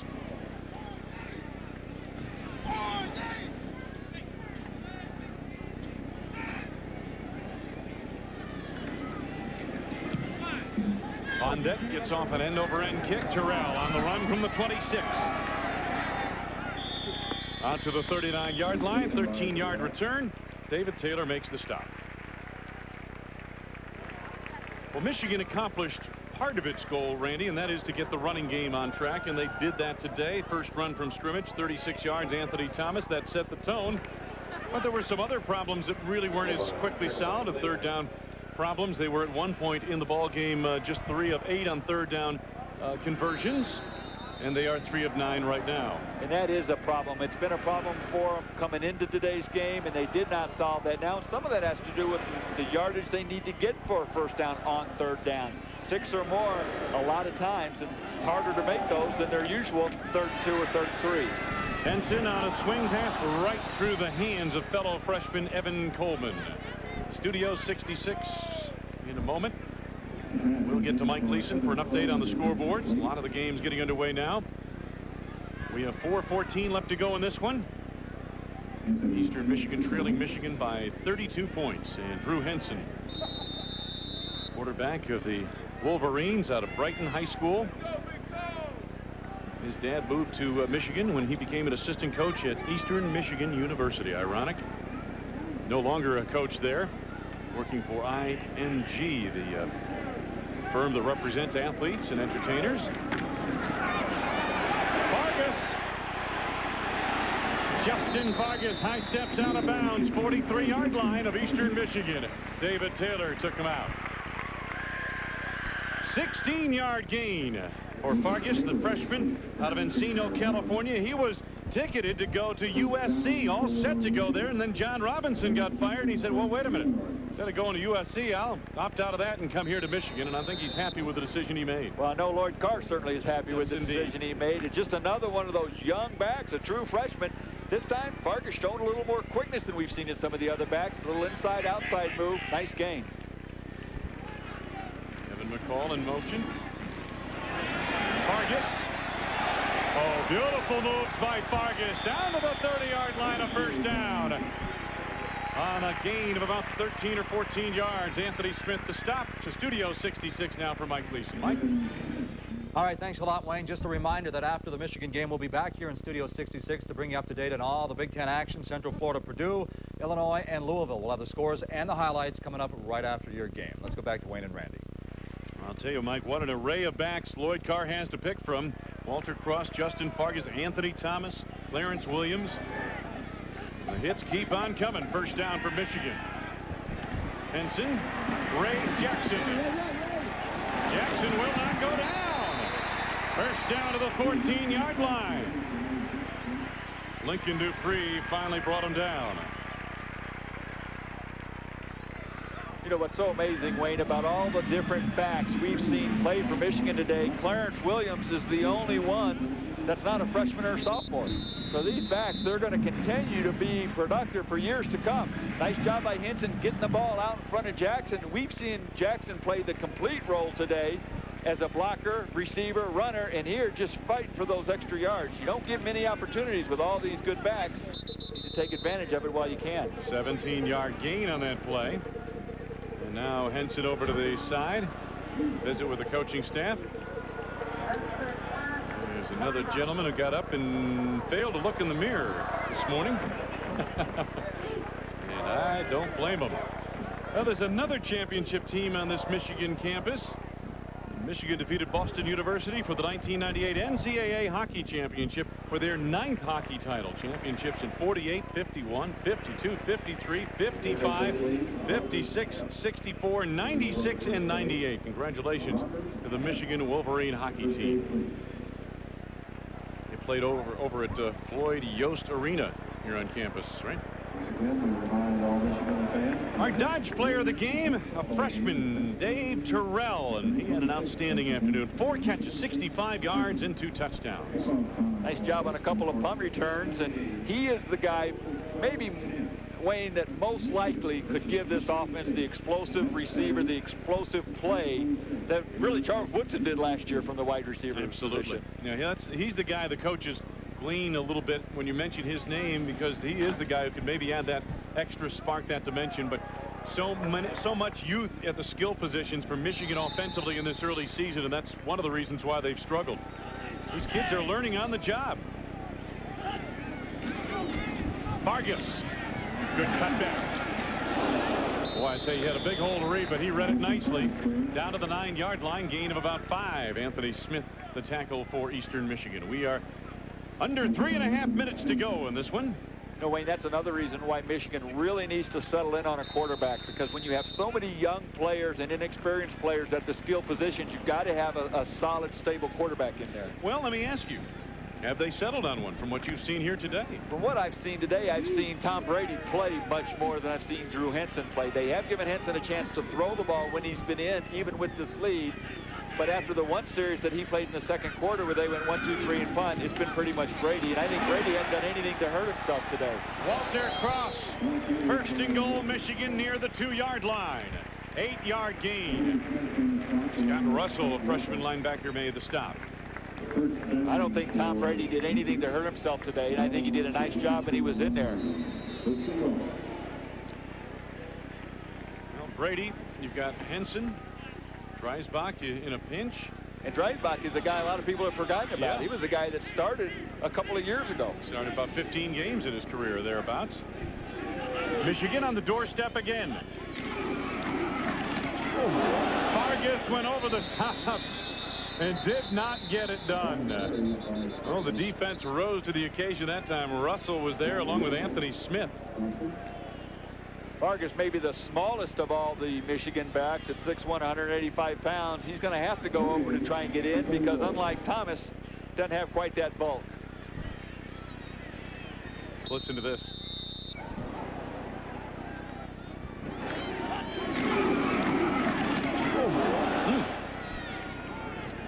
Hops in there. Second down, Michigan.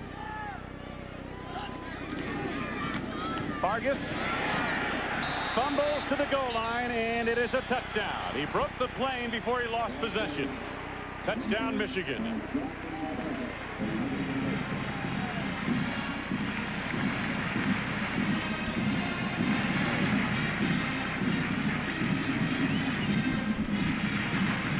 So what's left of this sellout crowd of better than 107,000 take up on the fight song.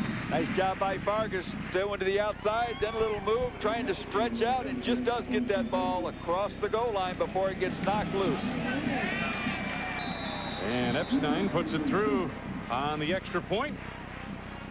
Justin Fargus has scored. And Michigan's lead is 59-20 with a minute 41 to go. Don't forget, Mike Gleason in Studio 66 will have an update on all of the early action in college football. Many games underway now, including a couple of a note in the Big Ten. Illinois playing Louisville. Purdue is off to a good start against Dante Culpepper in Central Florida. Army was playing its first Conference USA game. Army, matter of fact, was scheduled to be here for this game this weekend. But when they joined the new conference, they asked out of this game so they could play a conference game. And Michigan agreed and invited Eastern Michigan to come over here. Turned out to be a wise choice for Army, I'd say. Yes. What a beautiful place to play, though. Yeah, absolutely. No question about it. And again, for many of these kids from Ypsilanti, this is a dream come true for them to get to play in this building and play against this tradition. I think Walt Church, the approach, the quote that we showed earlier, his attitude was indicative of their entire team. I think they look forward to coming over here. They didn't have high expectations, but they get a chance to play over here. Walt Church certainly did himself proud with the way he played, and I think the entire Eastern Michigan team, they were undermanned. They didn't have the size, but they put up almost 400 yards of total offense against a team that was very, very good defensively last year and will be again this year and have nothing to be ashamed of. This has become a common sight. Eastern Michigan has reached. Oh, that went through the uprights. That went right through the uprights, and that drew a cheer from the student section across the way. But at any rate, Eastern will take over at the 20-yard line. You know, you take a look at Eastern Michigan. Walt Church, 4 interceptions, but Randy, 2 of them were off the hands of his receivers. He threw the ball pretty well, it looked like to us today. I think he threw the ball very well, and for having no interceptions coming into today, he really didn't get rattled when some of those interceptions started taking place. Sign of an older quarterback for himself, only being a sophomore, real maturity. Ethan Benoit for about 6 yards. Watch that kickoff again. Let's see if we can get a good look at it. This is getting to be such a weapon when you can take the return team totally out of play, and I think it's going to be 3 points. Wow. That kid has a leg. The extra point he just kicked should be pointed out. In high school, you can use a team. Now, you can't use one in the college game, and that was the first time he has kicked in a game without a team. And that extra point a moment ago. Pile up near the 30-yard line as we wind down this ball game under 2 minutes ago. Coming up with a minute left to go. Radis made the stop. Ethan Benoit, who's playing. We saw Eric Powell leave earlier with what appeared to be a sprained ankle. Powell rushed for 113 yards last week. One of the fears that Rick Rasnick had, though, coming in here was that he didn't want to get his team beat up. He didn't want to have injuries that would carry over for the next 2, 3, 4 weeks and affect them in their conference games. And I think other than a couple of players, he's been pretty healthy. His team should leave here without too many injuries. Ethan Benoit turned back on the play by the Michigan defense. Well, one thing Rasnick said, he said, you know, we can go down to the swamp. We can play Florida down there and play the Gators. We can suffer, you know, maybe a demoralizing loss. We could incur some injuries. You know, Steve Spurrier continues to pile it on regardless of what the game situation is. And we could play in that heat and humidity. And he said, you know, it takes sometimes 2 weeks when you come out of a humidity game like that to get your team's legs back under it. Absolutely. Definitely a wise choice coming here. Barbara. There's the escapability he has. And of the 2 quarterbacks who play for Eastern Michigan, Barbara has very good feet. And you saw it right there, able to escape the rush and keep this drive alive for Eastern Michigan to the final minute. Final seconds, I should say. 13 seconds to go. So Michigan will post its first victory of the season on the 3rd weekend of the season, which is a great disappointment in these parts. But perhaps the Wolverines have gotten some facets of their game together. And that might bode well. They play, what, at Michigan State next week? They play right here against Michigan State. Barbara airs it out. Nobody home. And we've got 8 seconds to go. Really, Wayne, for a game that Michigan, I'm sure, thought could be maybe not as intense mentally in terms of preparation and performance, having started 0-2, they really needed to make sure they didn't have a letdown this week. They needed to come out and work on some things, and next week they get right back into it with that rivalry with the Spartans, have to be up and ready to play again. And how can you figure out Michigan State this year? The way they got blown out in their first couple of games, or actually they played CSU pretty tough and then got blown out on the West Coast by Oregon, and then back home, and they blow out Notre Dame after a big win. Notre Dame had experienced a big win the week before over Michigan. Maybe the final play. Barbara brought down after picking up about 4 yards, and that will do it. The Michigan Wolverines, the defending national champions, get their first win of the season in their 3rd game. Now for Jim Barber and Randy Wright, Wayne Larrivee saying so long for our entire Big Ten crew. From Ann Arbor, Michigan, where Michigan wins here this afternoon over Eastern Michigan 59-20. Let's go to Studio 66 and Mike Gleason. C Sports welcomes you to